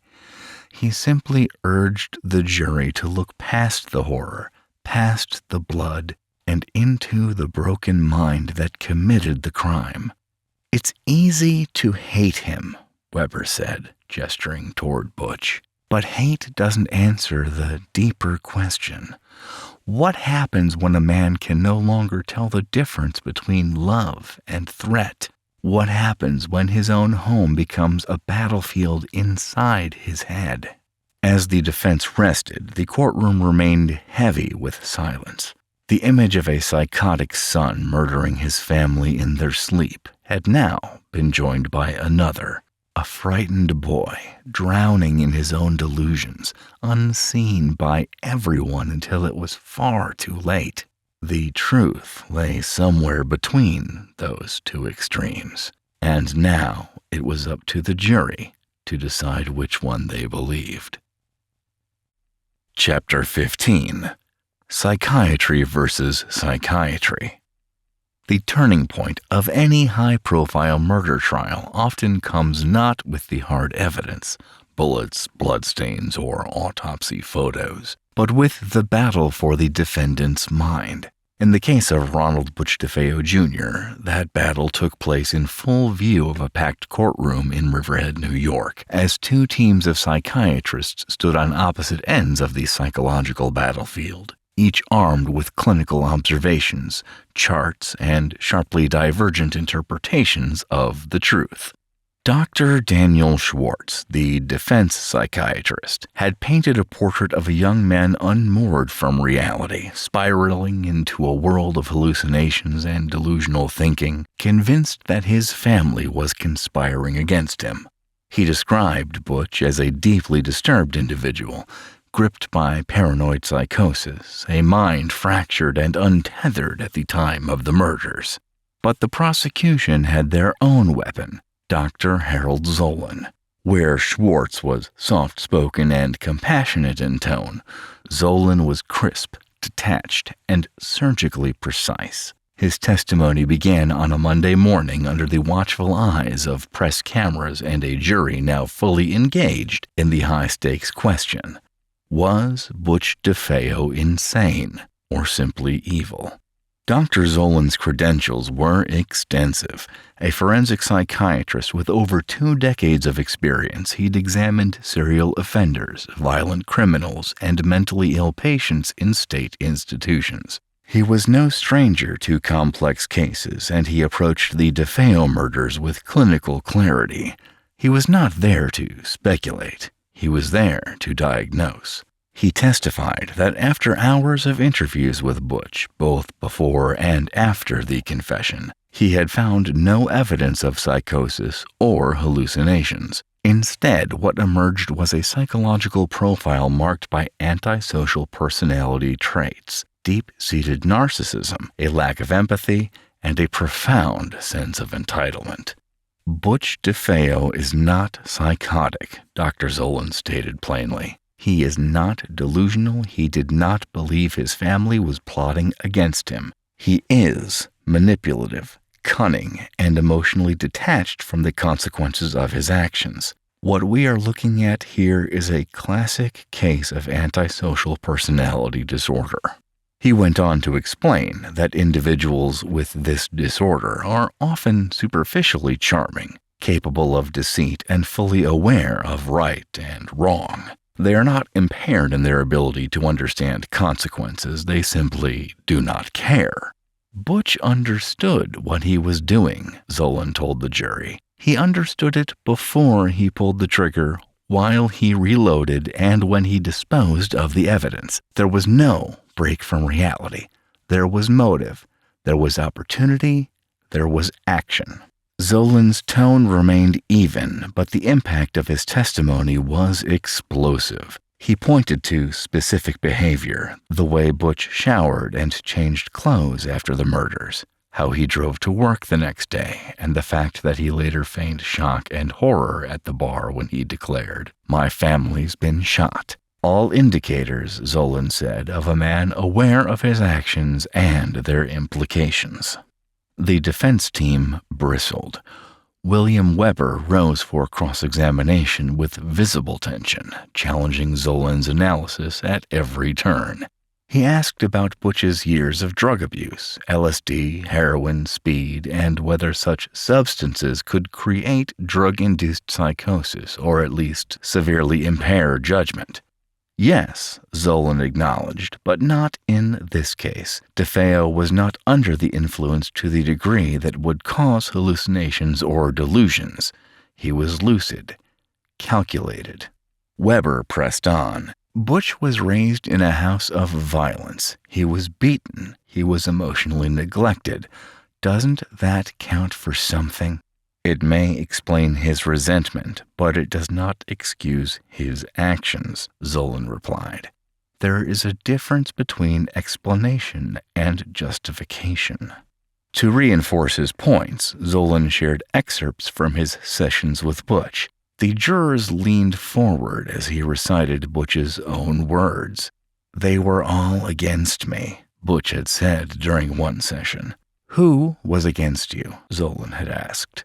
"My father, mostly. The others, they didn't say anything. They just sat there like sheep." "Were they threatening you?" "No, but I was tired of the way things were. I wanted it to end." It was the kind of statement that hovered between revenge fantasy and rational confession. To Zolan, it was proof that Butch had motive, resentment toward his father, and that the murders were not the result of uncontrollable psychosis, but of years of boiling anger that finally spilled over.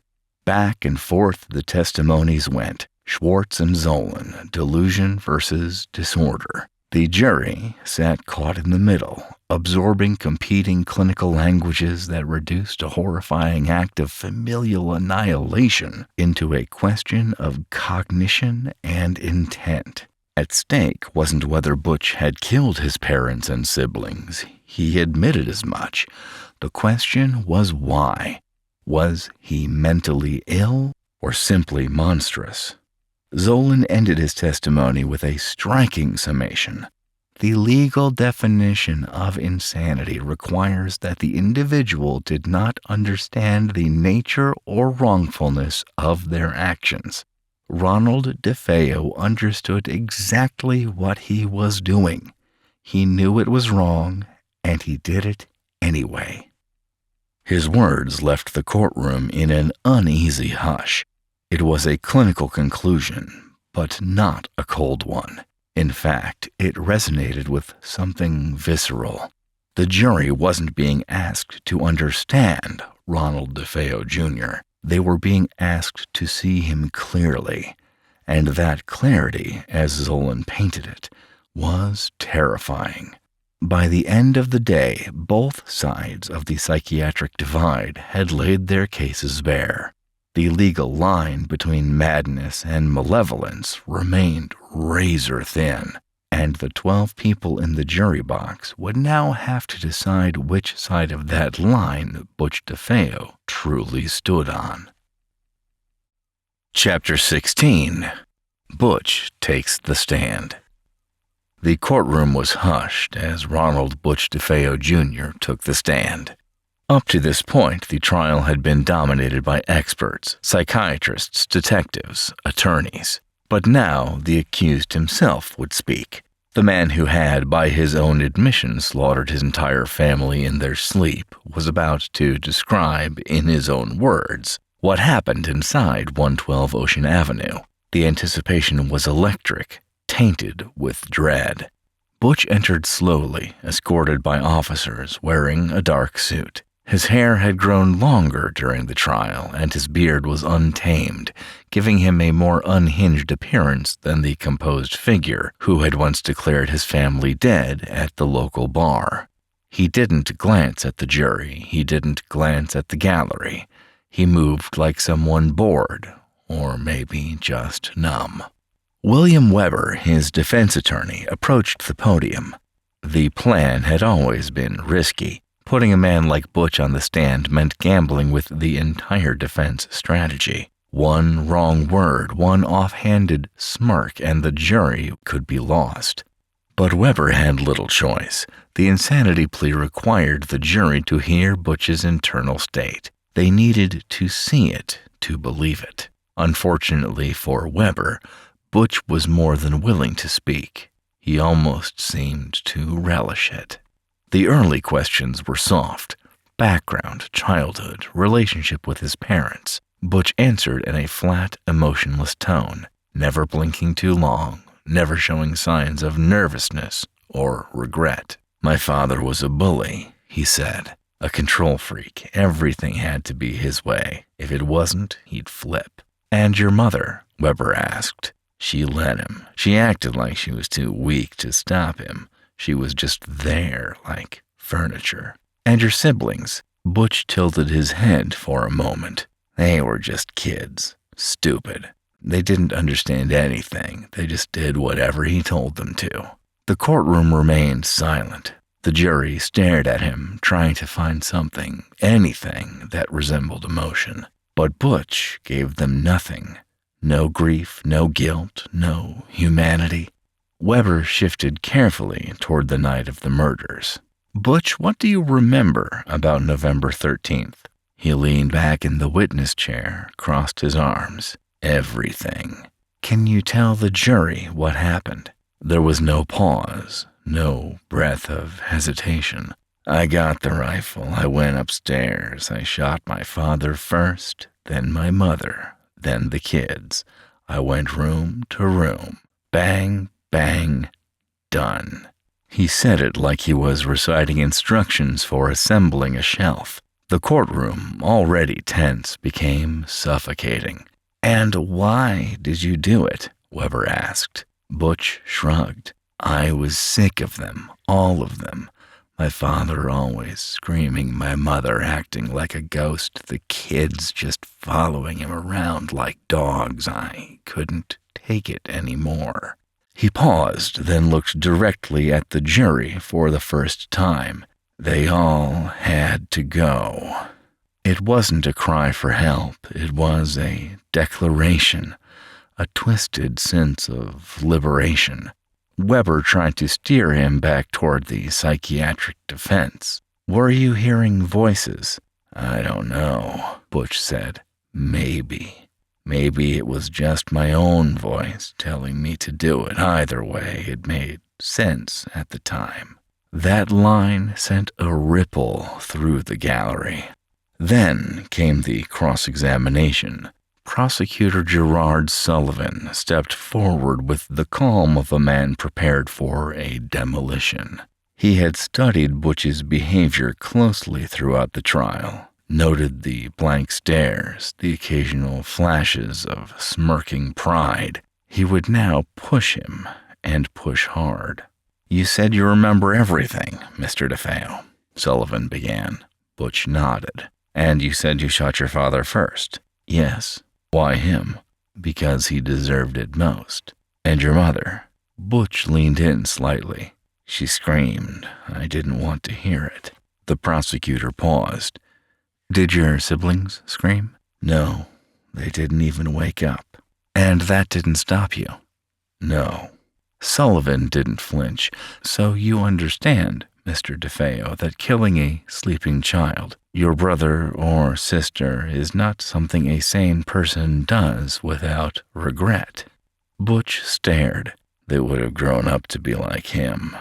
The prosecutor gave him one last chance. "Do you feel remorse?" A faint grin curled at the corner of Butch's mouth. "No." The air left the room. A woman in the back of the gallery gasped audibly. One of the jurors, a middle-aged man with a pale, serious face, looked down at the floor. Another juror, a younger woman, blinked rapidly, her jaw clenched tight. Then, in a sudden, jarring outburst, Butch turned his head sharply toward the spectators. He locked eyes with someone near the front, possibly a reporter, and hissed, "You think you're better than me. You weren't there. You don't know." A bailiff stepped in immediately. The judge banged his gavel, demanding order, but the damage was done. That brief flash of aggression, that raw venom, unfiltered and directed, was more powerful than any expert testimony. It was the final, damning stroke on an already disturbing portrait. The jury had heard from psychiatrists. They had seen diagrams and crime scene photos, but nothing would haunt them like hearing the killer himself speak. His words were hollow, robotic, and laced with something worse than madness, a cold, calculating apathy. When Butch was escorted off the stand, he looked unfazed, almost pleased, as if he had finally said his piece and dared the world to make sense of it. And as the courtroom emptied that day, one thing had become brutally clear. Whether he was insane or not, Ronald DeFeo Jr. had forced the jury to confront the monstrous, and do so without the comfort of reason. Chapter 17. The Verdict. The courthouse in Riverhead was blanketed in a tense, icy stillness as the jury returned from deliberation. For days they had been locked away, sifting through the horror they had heard, analyzing every shred of testimony, from the psychiatrist who sparred over sanity to the chilling words spoken directly by Ronald Butch DeFeo Jr. on the stand. They were tasked not just with delivering justice, but with trying to answer the impossible. Was he a madman or a murderer? Did evil need an excuse, or was it simply what it was? The gallery was packed that morning. Journalists filled entire rows, notepads resting on their laps, pens at the ready. Survivors of the extended DeFeo family, friends of Louise, distant cousins, and locals who had known the family for years were all present, unable to stay away from the final moments of the trial that had ripped open their quiet town. Everyone was waiting, silent. Butch entered the courtroom in the same manner he had every day, unmoved, expressionless. He looked almost bored, like a man waiting for a cab rather than a verdict that could determine the rest of his life. He leaned back in his chair, occasionally glancing at the ceiling lights, at the corners of the room, as if trying to remember something he left behind. He didn't once glance at the jury. The foreman, a wiry man with trembling hands, stood when prompted by the clerk. "In the case of the People versus Ronald Joseph DeFeo Jr., how do you find the defendant on the first count of murder?" The room held its breath. "Guilty." A ripple moved through the gallery. "And on the second count of murder?" "Guilty." The words fell like stones, again and again and again. All 6 counts of second-degree murder, guilty. Butch didn't move. He blinked once, licked his lips, and scratched the back of his neck. No visible reaction, no change in posture. He showed the same blank stillness he had carried through the trial. For a moment, the courtroom felt as cold as the November night when his family had died. Judge Thomas Stark leaned forward, his voice strong and deliberate as he addressed the courtroom. He commended the jury for their careful attention to detail, then turned to Butch himself. Mr. DeFeo, this court finds you guilty on all counts of murder in the second degree. These acts, the deliberate and unprovoked slaughter of your own family, show a complete disregard for human life, for love, for decency. It is the decision of this court that you will be sentenced to 6 concurrent terms of 25 years to life in prison. The gavel came down. Butch only looked at the judge briefly with the barest flicker of annoyance. Not fear, not anger, just irritation, like he'd been inconvenienced. In the gallery, a woman wept. One of Louise's cousins pressed a handkerchief to her mouth, whispering prayers. A man in the back, an old friend of Ronald Sr., stood, shook his head, and stormed out before he could hear another word. To them, this wasn't closure. There was no restoring peace to what had been shattered. Outside the courthouse, reporters swarmed the steps. The media had descended in full force. Microphones were thrust forward, cameras flashed, sound bites flew through the cold wind. Justice served, horrific crime, town still reeling. The story was national now, and Amityville would never again be a name spoken without shivers. Inside, the community tried to process what had just happened. Conversations broke out in hushed tones, people replaying the trial, Butch's testimony, the testimonies of the psychiatrists who had tried to define what seemed indefinable. It hadn't just been a question of guilt, but a glimpse into the abyss, a reminder that evil could wear a calm face, and sometimes it lived next door. As Butch was led from the courtroom in shackles, one juror, an older woman in a gray sweater, clutched her necklace tightly and looked away. Another stared straight ahead, tears pooling in his eyes. Their job was done, but the weight of it would follow them home. That afternoon, Butch was transferred to Greenhaven Correctional Facility in Stormville, New York. His sentence began in silence, just as the murders had occurred. The prison gates closed behind him with a clang that echoed far beyond those walls. Back in Amityville, 112 Ocean Avenue stood quiet, its black shuttered windows staring out like hollow eyes. The house that once symbolized the American dream was now a monument to terror, its legacy irrevocably altered. Neighbors no longer walked past it casually. Children crossed the street to avoid it. For those who lived in the neighborhood, the name DeFeo had become a ghost. Justice had been served, but peace had not returned. Part 4. Myth and Manipulation. Chapter 18. Changing Stories. Years passed since Ronald Butch DeFeo Jr.'s conviction, and with them, the public's interest in the case began to wane. The quiet hum of the legal machine continued behind bars, but Butch, never one to embrace silence, found new ways to stir the pot, even from his prison cell. The world thought it knew the truth. He had confessed. He had been tried and convicted. He was the killer, and the story seemed as set in stone as the walls surrounding him. But Butch had other ideas. In 1975, as Butch sat behind bars at the Sullivan Correctional Facility, a strange shift began in his story. The narrative he had clung to during his trial, that he had killed his entire family in cold blood, no longer satisfied him. As the years passed, he began to rewrite his own story. He began to weave a new tale, one in which he was no longer the sole killer. It started subtly at first, in whispered conversations with fellow inmates who had nothing more than idle curiosity about his case. But Butch didn't like being a mere murderer to them. No, in his retelling, he was a victim, forced into violence by circumstances beyond his control. In this new version of events, Butch shifted the blame squarely onto his sister, Dawn. He now claimed that she had been the one to kill their parents, and he had been forced to retaliate in a fit of panic and self-defense. Butch's new claim was both bizarre and incredibly manipulative. According to him, Dawn had orchestrated the murders driven by jealousy, hatred, or some twisted mental breakdown.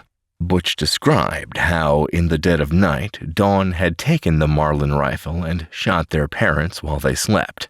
The argument went that Butch had only reacted out of fear and confusion, unaware of the full scope of his sister's plans. In his version, he killed Dawn in a desperate act of self-preservation, the act that had apparently spiraled the entire family's demise into a horrific bloodbath.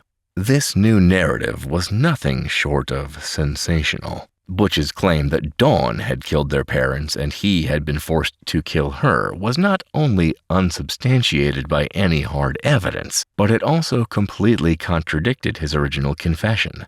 In that confession, Butch had described in chilling detail his own actions as the sole perpetrator, outlining how he systematically murdered each family member as they lay in their beds. He had talked about the killings with such unnerving detachment, as though recounting the details of a mundane event rather than the brutal massacre of his own flesh and blood. Yet, as Butch's story evolved, he began to discredit his own earlier confession. His shift in narrative was not merely a casual change of mind, it was a calculated attempt to undermine the very case that had sealed his fate. He suggested that he had been coerced into confessing, that the police had pressured him into accepting responsibility for the murders, and that his emotional state had been unstable during the investigation. Butch even began to claim that his confession was a fabrication designed to save himself from the death penalty. The narrative of guilt, which had once been so concrete, was now a gray area that he was determined to manipulate in his favor. Butch's reimagining of the events of that night was not confined to his prison conversations. He began to make public statements and even contacted reporters eager to spread his new version of the story.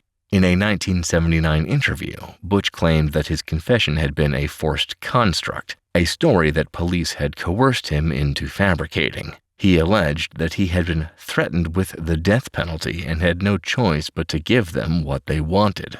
He described the pressure he had felt during the interrogation, and how he had become convinced that his only way out was to confess to a crime that, in his new narrative, was partially committed by his sister Dawn. Despite the sensational nature of Butch's new claims, the public remained skeptical. Ronald DeFeo, who had always been described as a quiet, compassionate soul, had never shown signs of violence. No one in the family had ever suggested she had a propensity for murder, and despite Butch's new claims, there was no physical evidence to support his version of events. Forensic experts found no traces of Dawn's involvement in the killings, and there was no indication that anyone other than Butch had fired the rifle. But Butch's insistence on his sister's involvement was not just an attempt to redirect blame. It was an effort to shift the focus away from his own deeply troubled psyche. In Butch's world, it was always someone else's fault. It had always been about the environment that shaped him, the domineering father, the volatile home life, the lack of support from anyone who could guide him. Butch's narrative was never one of personal responsibility. Instead, it was an effort to deflect guilt, to transform himself from a cold-blooded killer into a victim, a man who had been driven to murder by forces beyond his control. As Butch continued to shift the narrative, his actions raised more questions than answers. Was he merely trying to cover up his heinous crime? Was his shifting story a sign of deep psychological instability, a desperate attempt to escape the overwhelming guilt he could never fully confront? Or was it simply a man grasping at any chance for redemption, a means to rewrite history in a way that absolved him of his sins? The case of the DeFeo family remained as complicated and chilling as ever, and Butch's new story only added to the enigma. Was he a manipulative psychopath incapable of genuine remorse? Or was he a deeply disturbed individual, so lost in his own mind that he could no longer separate truth from fiction, The answers to these questions were elusive, leaving the public and the families of the victims to grapple with an unsolved puzzle that was far from over. As Butch's changing stories continued to unfold, the haunting question lingered. Would anyone ever know the full truth about what happened that fateful night in Amityville? Or was the story of the DeFeo murders doomed to remain forever clouded in ambiguity, as elusive and sinister as the man who committed them? Chapter 19. Blaming Dawn. In the cold cement cell that had become Ronald DeFeo Jr.'s permanent address, the truth, or at least his version of it, began to shift once again. This time, he had a new villain, his younger sister Dawn. The once unshakable confession he'd given in 1974 unraveled at the seams as he now alleged that Dawn had orchestrated or participated in the murders of their family. And he, the sole surviving son, had killed her in a moment of justified retaliation.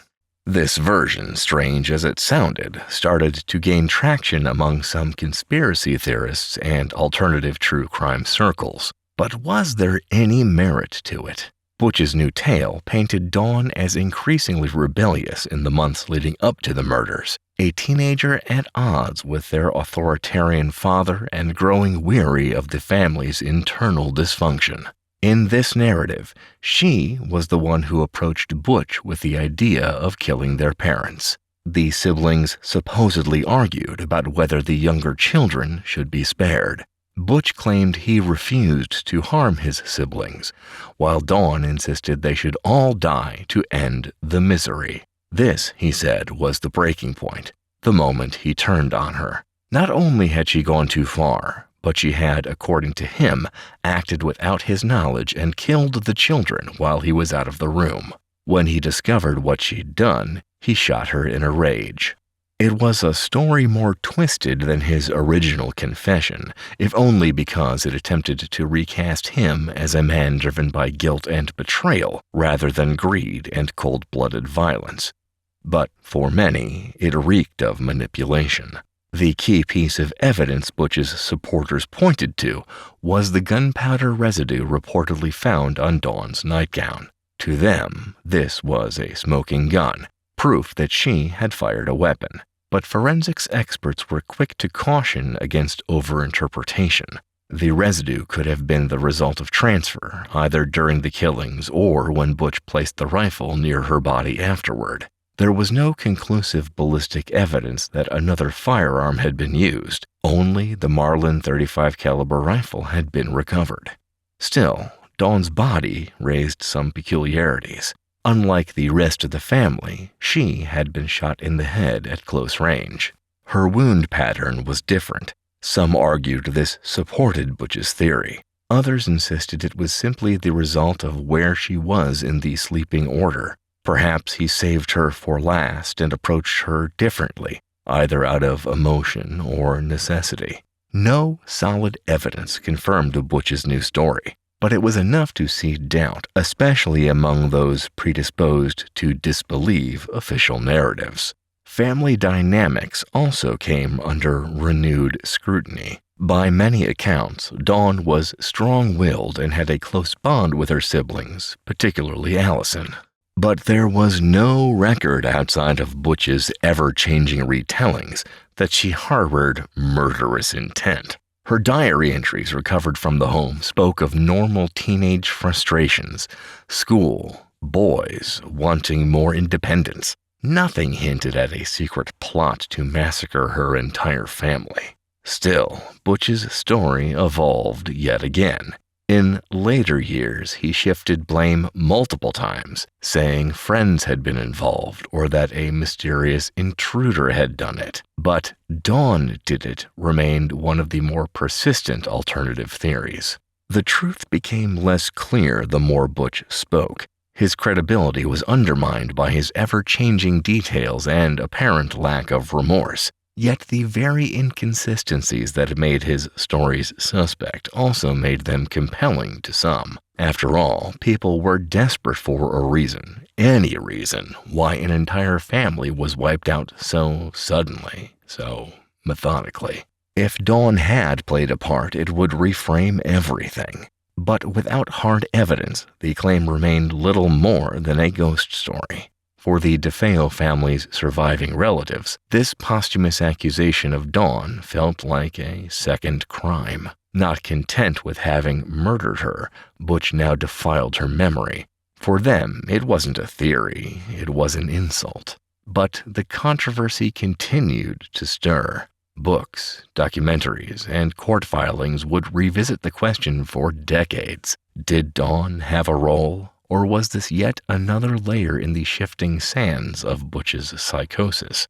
As the debate raged on, one fact remained unchallenged. 6 members of the DeFeo family were dead, and the only person ever held responsible, the one person who had been in that house and lived to tell the tale, kept twisting that tale with every passing year. Chapter 20. The Lawyer's Confession. As the years rolled on and the murders at 112 Ocean Avenue passed from active headlines to the annals of true crime history, the people involved began to speak with fewer filters. One of the most stunning revelations came not from Ronald DeFeo Jr., whose own words had become increasingly unreliable, but from his former defense attorney, William Weber. In a candid interview years after the trial, Weber peeled back the curtain on one of the most controversial legal defenses in American courtroom history. He admitted, without flinching, that the insanity plea was never truly about justice. It was a tactical decision, one shaped by media frenzy, opportunity, and a calculated desire to turn tragedy into profit. Weber had known early on that defending Ronald DeFeo Jr. on the basis of innocence would be a lost cause. Butch had confessed in chilling detail. The physical evidence matched his statement. 6 people lay dead. The case, on the surface, was airtight. So Weber took a different route. If Butch couldn't be absolved, maybe he could be excused. Enter the insanity defense. But behind closed doors, the strategy wasn't just about keeping Butch out of prison. It was about setting the stage for something much bigger. Weber envisioned a narrative that could grip the public imagination, even sell to Hollywood. He began consulting with authors and screenwriters even as the court proceedings were ongoing. This wasn't just a murder case, it was becoming a franchise. 2 of the people he would later connect with were George and Kathy Lutz, the couple who purchased the DeFeo home just over a year after the murders. The Lutzes fled the house 28 days after moving in, claiming they had been terrorized by paranormal forces. Their story would become the basis for the Amityville Horror, a best-selling book and an eventual film franchise that blurred the lines between fact and fiction. Weber initially saw the Lutzes as potential partners in capitalizing on the house's dark legacy. He met with them several times, and according to Weber, they discussed merging the murder case with the ghost story to create a unified, marketable mythology. He claimed they even drank wine together as they brainstormed and traded ideas. "We created this horror story over many bottles of wine," Weber would later say in an interview. "It is a hoax. It's a complete hoax." But that alliance soon soured. The Lutzes secured their own publishing and film deals, cutting Weber out entirely. He filed lawsuits, they filed counterclaims. What had started as a macabre collaboration devolved into bitter litigation. The lawyer who had once defended a mass murderer was now accusing a suburban couple of fraud, while they accused him of exploitation. The public watched with fascination the idea that a lawyer, an officer of the court, had deliberately shaped an insanity defense not out of legal obligation but out of financial ambition shook the foundation of how the trial had been perceived. Had Butch really been mentally ill, or had Weber simply weaponized the ambiguity of insanity to create a more sympathetic image and a better story? Weber's admission cast doubt not only on Butch's trial, but also on the entire post-murder narrative. It gave fuel to skeptics who believed the ghost story was fabricated and that both the legal defense and the supernatural claims were carefully orchestrated performances. It also lent a darker edge to Butch's ever-changing confessions. Maybe he wasn't delusional. Maybe he was just parroting the narrative that had been handed to him for publicity. Meanwhile, Butch himself saw the growing success of the Amityville franchise with a twisted blend of resentment and entitlement. He filed his own lawsuits, claiming he was owed a portion of the profits for being the original source material. Those lawsuits, like most of his stories, went nowhere. Butch had become a footnote in a horror phenomenon that had moved on without him. Yet Weber's confession lingered. It reminded the public that behind the terrifying stories and Hollywood scripts was a real family, a real set of victims, and a legal system that had been used not solely for justice but for spectacle. It exposed the uncomfortably thin line between courtroom drama and commercial exploitation. With one statement, Weber had peeled back the layers of myth and media manipulation that had built up around the Amityville case. But his admission also left behind deeper questions. If the lawyer had lied, and the client had lied, and the storytellers had fabricated parts of their tale, what, if anything, about the DeFeo murders had actually been fully real? Chapter 21. The Lutzes and the Haunting. By December 1975, just over a year after the brutal murders of the DeFeo family, the infamous house at 112 Ocean Avenue had new occupants. George and Kathy Lutz, a newly married couple with 3 children from Kathy's previous marriage, purchased the property for $80,000, a steal even by 1970s standards. The Dutch colonial was spacious, elegant, and sat along a peaceful canal in Amityville. Despite knowing its violent history, the Lutzes believed the house could offer a fresh start. What they claimed happened instead would become the centerpiece of one of the most infamous paranormal tales in American history. George and Kathy insisted that they were aware of the murders when they bought the house, but believed they could live with the past. After all, many homes have histories. Murder doesn't necessarily leave behind ghosts, but from the moment they moved in with their children, Daniel, Christopher, and Melissa, they reported an almost immediate shift in atmosphere. George, in particular, felt cold all the time, even when the temperature was warm. He started waking up at exactly 3:15 a.m. each night, the same time that Ronald DeFeo Jr. was believed to have carried out the killings. Within days, the family claimed to experience a series of terrifying events. Rooms would inexplicably drop to freezing temperatures. Doors slammed with no one behind them. Kathy said she felt invisible hands touching her. Green slime oozed from the walls. George said he saw eyes glowing red through the windows at night. One of the children reported seeing a demonic pig-like creature named Jody. At one point, George said he levitated off the bed. Another time, he claimed he saw his wife transform before his eyes into a grotesque elderly woman. There were other stories, swarms of flies appearing in winter, crucifixes turning upside down, cloven hoof prints appearing in the snow outside the house, furniture moving without explanation. And throughout it all, George said he began to change, becoming angrier, more obsessed with the house, and emotionally distant from his family. Some speculated he was falling under the same dark influence that had gripped Butch DeFeo. After just 28 days, the Lutzes fled the house in the middle of the night, leaving their belongings behind. They would later say they didn't even stop to pack. They simply couldn't take one more moment inside what they now believed was a demonic dwelling. They moved in with Kathy's mother and refused to return. But the story didn't end there.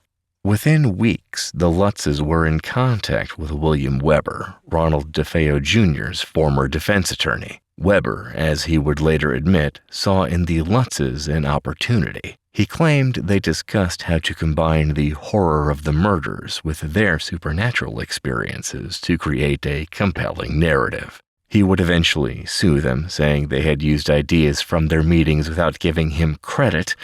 The Lutzes countered that they were simply telling the truth of what happened. They hired author Jay Anson to help write their story. The result was the Amityville Horror, published in 1977, which rocketed up bestseller lists. A year later, it was adapted into a film starring James Brolin and Margot Kidder. The film was a box office smash and helped embed the story into the American cultural consciousness. The Lutzes were now figures of both fascination and skepticism. As their fame grew, so did the questions. Critics pointed out inconsistencies in their accounts. Skeptics investigated the house and found natural explanations for some of the reported phenomena. For example, the infamous cloven hoofprints in the snow. Records showed it hadn't even snowed in Amityville on the night they claimed to see them. A priest who was said to have visited and been attacked by unseen forces later denied many of the details in Anson's book. The Lutz children, when they grew up, also offered differing perspectives. Daniel Lutz claimed the haunting was real, but blamed much of the trauma on George's obsession with the occult and his alleged abuse. Christopher, on the other hand, stated that much of the story was exaggerated or invented. The family appeared fractured, not just by ghosts, but by the legacy of their fame. So, what was the truth? It remains one of the great modern enigmas. Were the Lutzes genuinely terrorized by dark malevolent forces that latched onto the house following the DeFeo murders? Or were they simply ordinary people swept up in an extraordinary media moment, encouraged, perhaps by William Weber or others, to sell a story the public was all too eager to believe? Their flight from the house was real. The fear in their eyes during interviews appeared genuine. But the details? The demonic pig, the levitation, the oozing slime, those raised eyebrows even among believers in the paranormal. Some argued the trauma of living in a murder house could trigger severe psychological responses. Others said it was grief-fueled hysteria. Still others accused them of exploiting 6 graves for money. And then there was the deeper, more disturbing possibility that the line between truth and fiction had blurred so thoroughly that even George and Kathy no longer knew where one ended and the other began. In the aftermath, the house on 112 Ocean Avenue would pass through several owners, none of whom ever reported any supernatural activity. The legend, however, remained. George and Kathy Lutz died years later, still insisting that their story was true.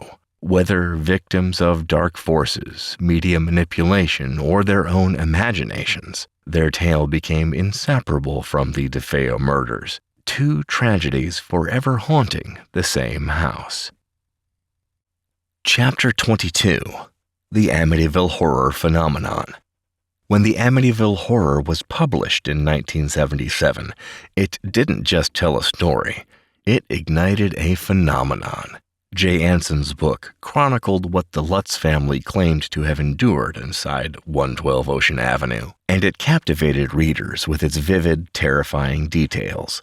The blend of true crime and supernatural horror proved irresistible. Within weeks, the book climbed bestseller lists across North America. What had begun as a brutal family murder now morphed into something else entirely, a ghost story that eclipsed the tragedy it was born from. Anson's book was billed as a true story, lending it a chilling weight. Readers devoured accounts of George Lutz waking every night at 3:15 a.m., of cold spots in the house, of mysterious voices whispering, "Get out!" The idea that such horrors could follow so closely on the heels of 6 violent murders lent the tale a disturbing credibility.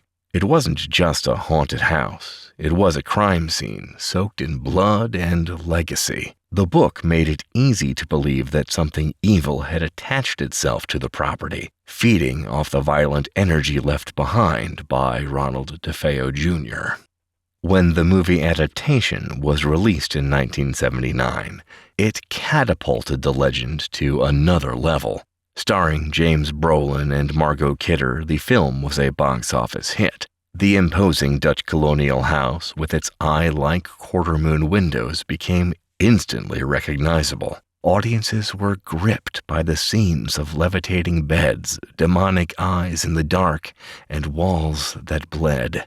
The film offered no clear answers, only terror and suggestion, and it worked. People lined up at theaters not just to be scared, but to believe. But with popularity came scrutiny. As media attention intensified, so did skepticism. Investigative journalists, paranormal debunkers, and even former friends of the Lutzes began to speak out. Some claimed the family had told conflicting stories. Others accused them of fabricating or exaggerating events. The lack of physical evidence to support their claims began to draw attention. There were no photos, no audio recordings, no credible eyewitnesses beyond the family themselves. The priest mentioned in the book, allegedly slapped by an unseen force and ordered to get out, refused to go on record with many of the details that made the story so sensational. At the same time, William Weber, the former defense attorney for Ronald DeFeo Jr., came forward and claimed he had helped the Lutzes embellish their story. He said they had brainstormed the haunting together over several bottles of wine, hoping to profit from the book and film rights. The revelation cracked the foundation of the Lutzes' credibility. If the horror story had been cooked up to generate media buzz, what did that say about the victims, both living and dead? Despite these revelations, or perhaps because of them, the Amityville horror became something bigger than truth. The idea of a haunted house, especially one tied to a real-life massacre, had enormous staying power. People wanted to believe. Paranormal investigators flocked to the site. Ghost hunters, psychics, and thrill seekers made pilgrimages to Amityville. The house became mythic, transcending its suburban roots to become the American haunted house, the benchmark by which all others would be judged. Hollywood noticed. The success of the original film spawned a seemingly endless stream of sequels, prequels, and reboots. Some tried to tie the new films directly to the DeFeo murders, while others spun off into entirely fictional territory, including cursed dolls, haunted mirrors, and demonic relics. By the early 2000s, the franchise had expanded so far from the original story that it resembled something closer to folklore than fact. The house was now a brand. This commodification of tragedy did not sit well with many. Surviving members of the DeFeo family expressed outrage over the way their loved ones had become horror tropes. The murders were no longer the center of the story. They were merely a grisly prologue. Ronald DeFeo Jr. himself, imprisoned for life, became a strange figure, reviled, interviewed, mythologized.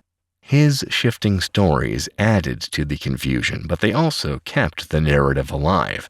Each lie, each contradiction added a new wrinkle for public speculation. Truth no longer mattered, only the mystery. Meanwhile, residents of Amityville, many of whom wanted nothing more than to leave the past buried, found themselves inundated with tourists and curiosity seekers. The house's exterior was eventually altered to make it less recognizable. The address was changed, but it was too late. The legend had taken on a life of its own. The horror had left the house and moved into culture. The tragedy of the DeFeo family, the real loss of 6 lives was largely overshadowed by the spectacle. Their story, which should have been remembered with solemnity and heartbreak, was instead absorbed into pop culture's endless appetite for fear. This shift raises uncomfortable questions. At what point does storytelling become exploitation? Can horror ever honor the dead it draws from, or is it doomed to sensationalize? The Amityville phenomenon exists in that gray space between truth and fiction, pain and entertainment. It began with real violence, an entire family slaughtered in their beds, and evolved into a multi-million-dollar franchise. The world moved on from the facts and became obsessed with the feelings, the terror, the suspense, the question of whether evil can cling to a place like mold in the walls. The murders became footnotes. The haunted house became a legend. And that, perhaps, is the most haunting part of all. Chapter 23. Forgotten Victims. In the shadow of demons, devils, and flying furniture, the real people lost in the Amityville tragedy were slowly erased from public memory. Ronald DeFeo Jr.'s family, his parents, Ronald Sr. and Louise, his 4 siblings, Dawn, Allison, Mark, and John, became little more than names on a case file, footnotes in a horror story that veered further from truth with every retelling.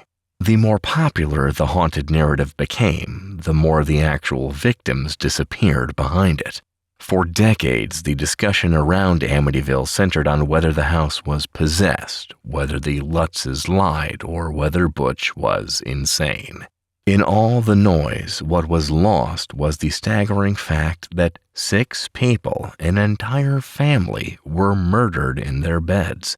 They didn't vanish due to ghosts or spirits. They died because someone they loved and trusted turned a gun on them in the dark of night. The tragedy was not supernatural. It was all too human. Ronald DeFeo Sr. was a strict and often domineering father, but he was also a man shaped by the pressures of mid-century American life. A product of working-class grit and generational expectations, he prided himself on providing for his family. Yes, he was controlling. Yes, he ruled the home with a heavy hand. But he also wanted success and order in a world he didn't always understand. The complexity of his personality had been reduced to caricature over the years, just the abusive father in a haunted house tale. But he was more than that. He was a husband, a provider, a man trying to uphold his version of the American dream, no matter how flawed his execution. Louise, once vibrant and deeply connected to her extended family, gradually became withdrawn under her husband's rule. She loved her children fiercely and, by many accounts, tried to maintain peace within the home. Her silence in the face of Ronald Sr.'s dominance was often read as passivity, but it was also a reflection of the times, an era when women were taught to endure, to hold the family together no matter the cost.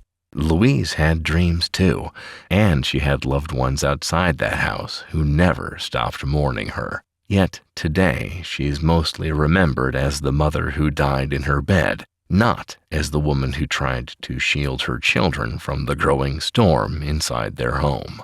And the children, Dawn, Allison, Mark, and John.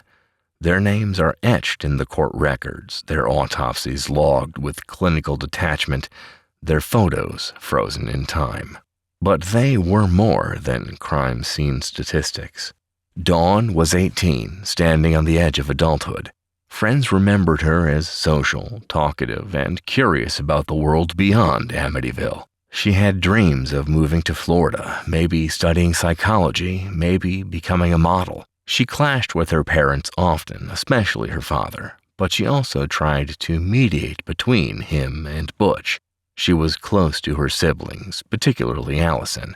If there was fear in the house, Dawn likely felt it. And if Butch's later claims held any seed of truth, that she was somehow involved, Then her final moments were even more tragic, layered in confusion and betrayal.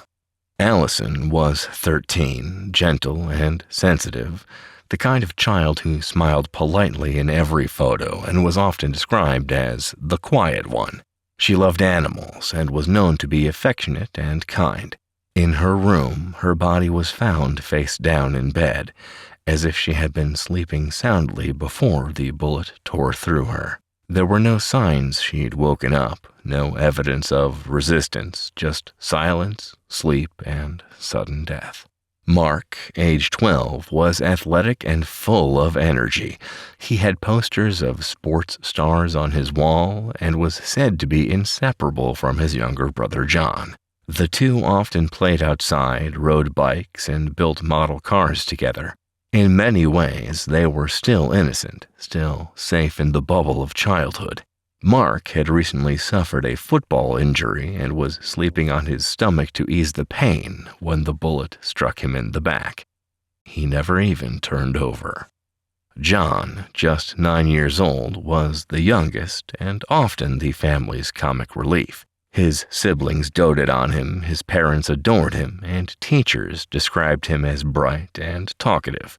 He had a favorite toy truck that he kept beside his bed. That truck would later sit silently on a police evidence table, tagged and bagged like everything else from that night.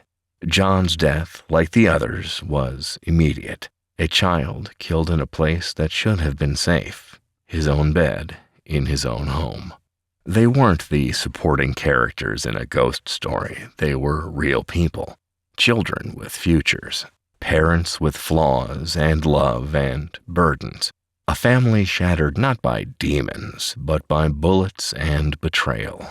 Over time, the house at 112 Ocean Avenue became iconic. Tourists came for the architecture, for the legend, but few came to remember the victims.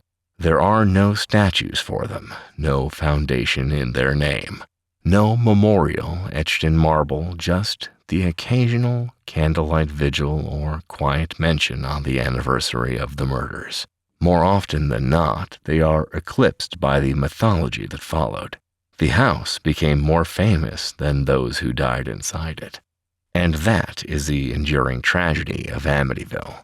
In the fascination with demons and hauntings, the humanity of the DeFeo family was lost. Their story was twisted into something consumable, another tale for late-night television, a setting for fiction, a brand. The real horror wasn't that the house might be haunted. It was that 6 lives were extinguished in a single night and that the world moved on, chasing ghosts instead of grieving the dead. In the end, the most haunting thing about Amityville is not what may or may not linger within its walls. It's what we chose to forget. Chapter 24. Death of the Killer. Ronald DeFeo Jr. died on March 12, 2021, in an Albany hospital at the age of 69. There was no fanfare, no camera crews, no nationwide headlines. The man whose actions had sparked one of the most infamous murder cases in American history and spawned a multi-million-dollar horror franchise slipped away in silence. The New York State Department of Corrections confirmed his death, citing only that he died at the Albany Medical Center, with the cause of death initially withheld pending further investigation. It would later be revealed that his passing was the result of heart-related complications. Ordinary, unremarkable. After decades of chaos, legal battles, conflicting stories, and cultural obsession, DeFeo's end was startlingly quiet. He left no final statement, no deathbed confession, no clarification, no apology, no moment of self-awareness or repentance. And in that silence, he confirmed what many had come to suspect over the years, that the truth about what happened on that cold November night in 1974 would die with him.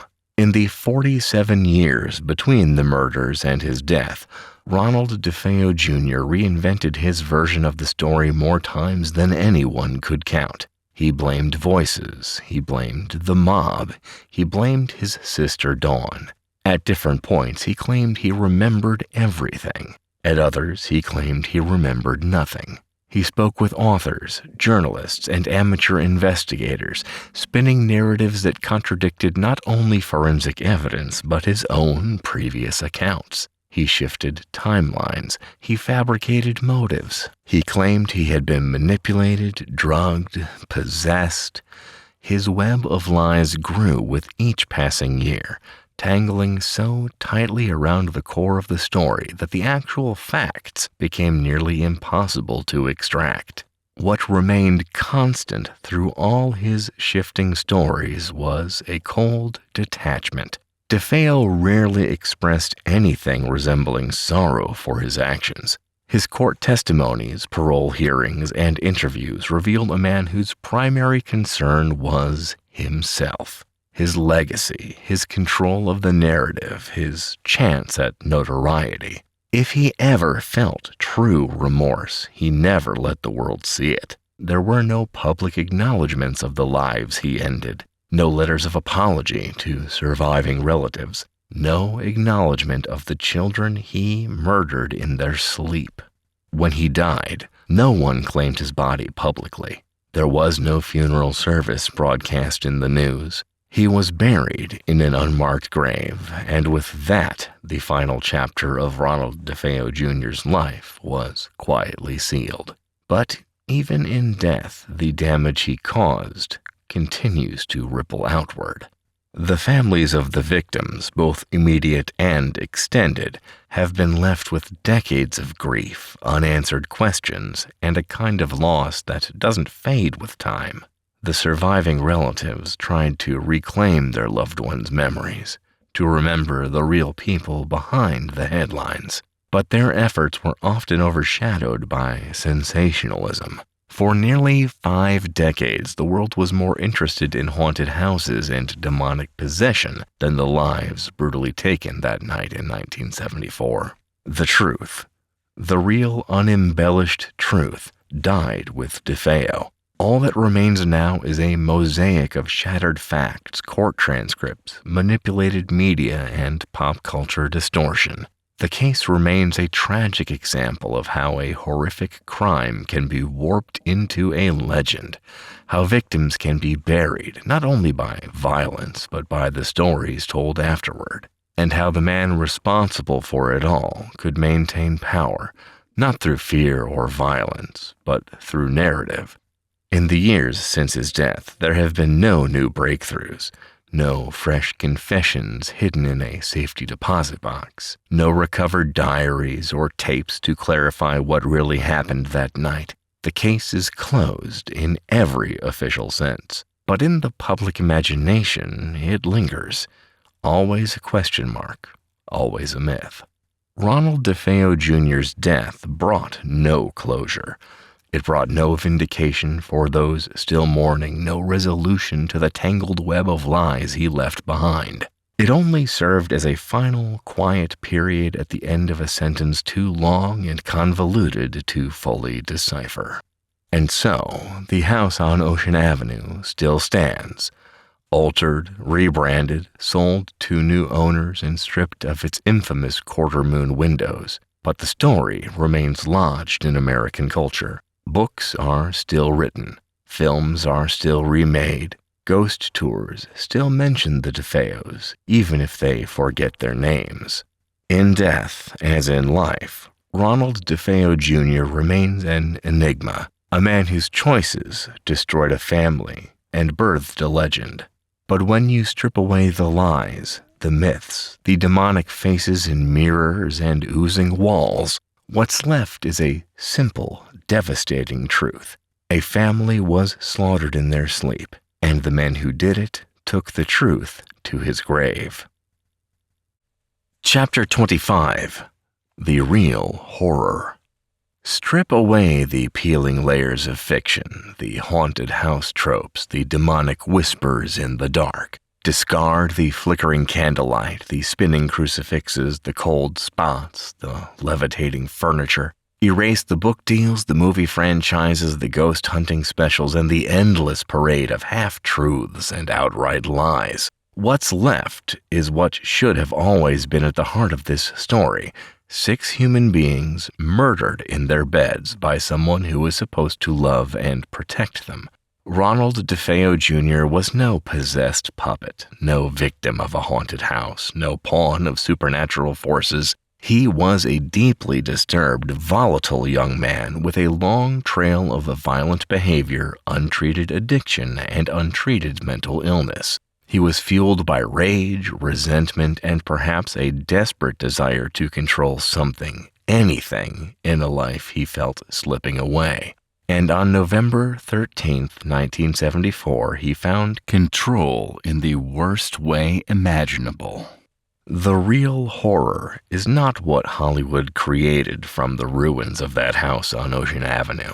It is not the Amityville horror with its green slime and growling voices. It is not red rooms or ghost pigs or invisible marching bands. The real horror was how easily the warning signs were ignored, how quickly the cracks in a troubled home gave way to something irreversible. The horror was how, in the quiet hours of that early morning, one by one, each member of the DeFeo family was executed without a single scream escaping into the night, and how, in the aftermath, their story was hijacked, twisted into entertainment. Ronald Sr., a domineering patriarch who sought order and respect but ruled with a heavy, sometimes violent hand. Louise, a mother caught in the middle, always walking the tightrope between appeasement and desperation. Dawn, just 18, with her own dreams of independence, perhaps caught in the crossfire of her brother's madness. Allison, 13, still clinging to childhood, shot in the face as she lay helpless. John and Mark, just 9 and 12, defenseless boys sleeping in the same room, murdered before they had a chance to know what life even was. Their names are too often forgotten, overshadowed, reduced to background characters in a tale more interested in demons than in the real damage done. It is easy to chase ghosts. It's harder to face the truth. The truth is that there was no portal to hell beneath the floorboards, no cursed soil, no poltergeist with a vendetta. There was only a boy who grew into a man filled with hate and confusion, whose home life fermented his worst instincts and whose actions were driven not by possession, but by choice. A choice that left 6 bodies in the morgue and a town forever haunted, not by spirits, but by memory.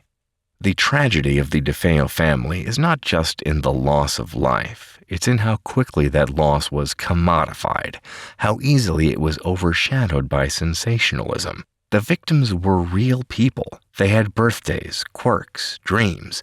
They had photographs pinned to the fridge, favorite meals, bedtime rituals. They laughed, they cried, they lived, and then they didn't. Their story deserves to be told not with special effects and jump scares, but with honesty, with the kind of quiet mourning that attends real loss. Because when the myths are stripped away, when the lights go up and the screen fades to black, what's left isn't a ghost story. It's a murder story. A horror, yes, but one rooted entirely in human hands. In the end, the Amityville case stands as a grim reminder of how myth can overshadow truth and how the real victims of violence can be buried twice, once by death and again by narrative. If there's anything to be taken from this story, it's the need to remember who suffered and why, to look past the fog of fiction and see clearly what was lost. The house still stands. The neighborhood has moved on, but the horror that took place within those walls isn't something you can paint over or exorcise. It wasn't summoned from below. It was born slowly and painfully in the heart of a fractured family, and one night it tore everything apart. That's the story. That's the truth. The real horror was never about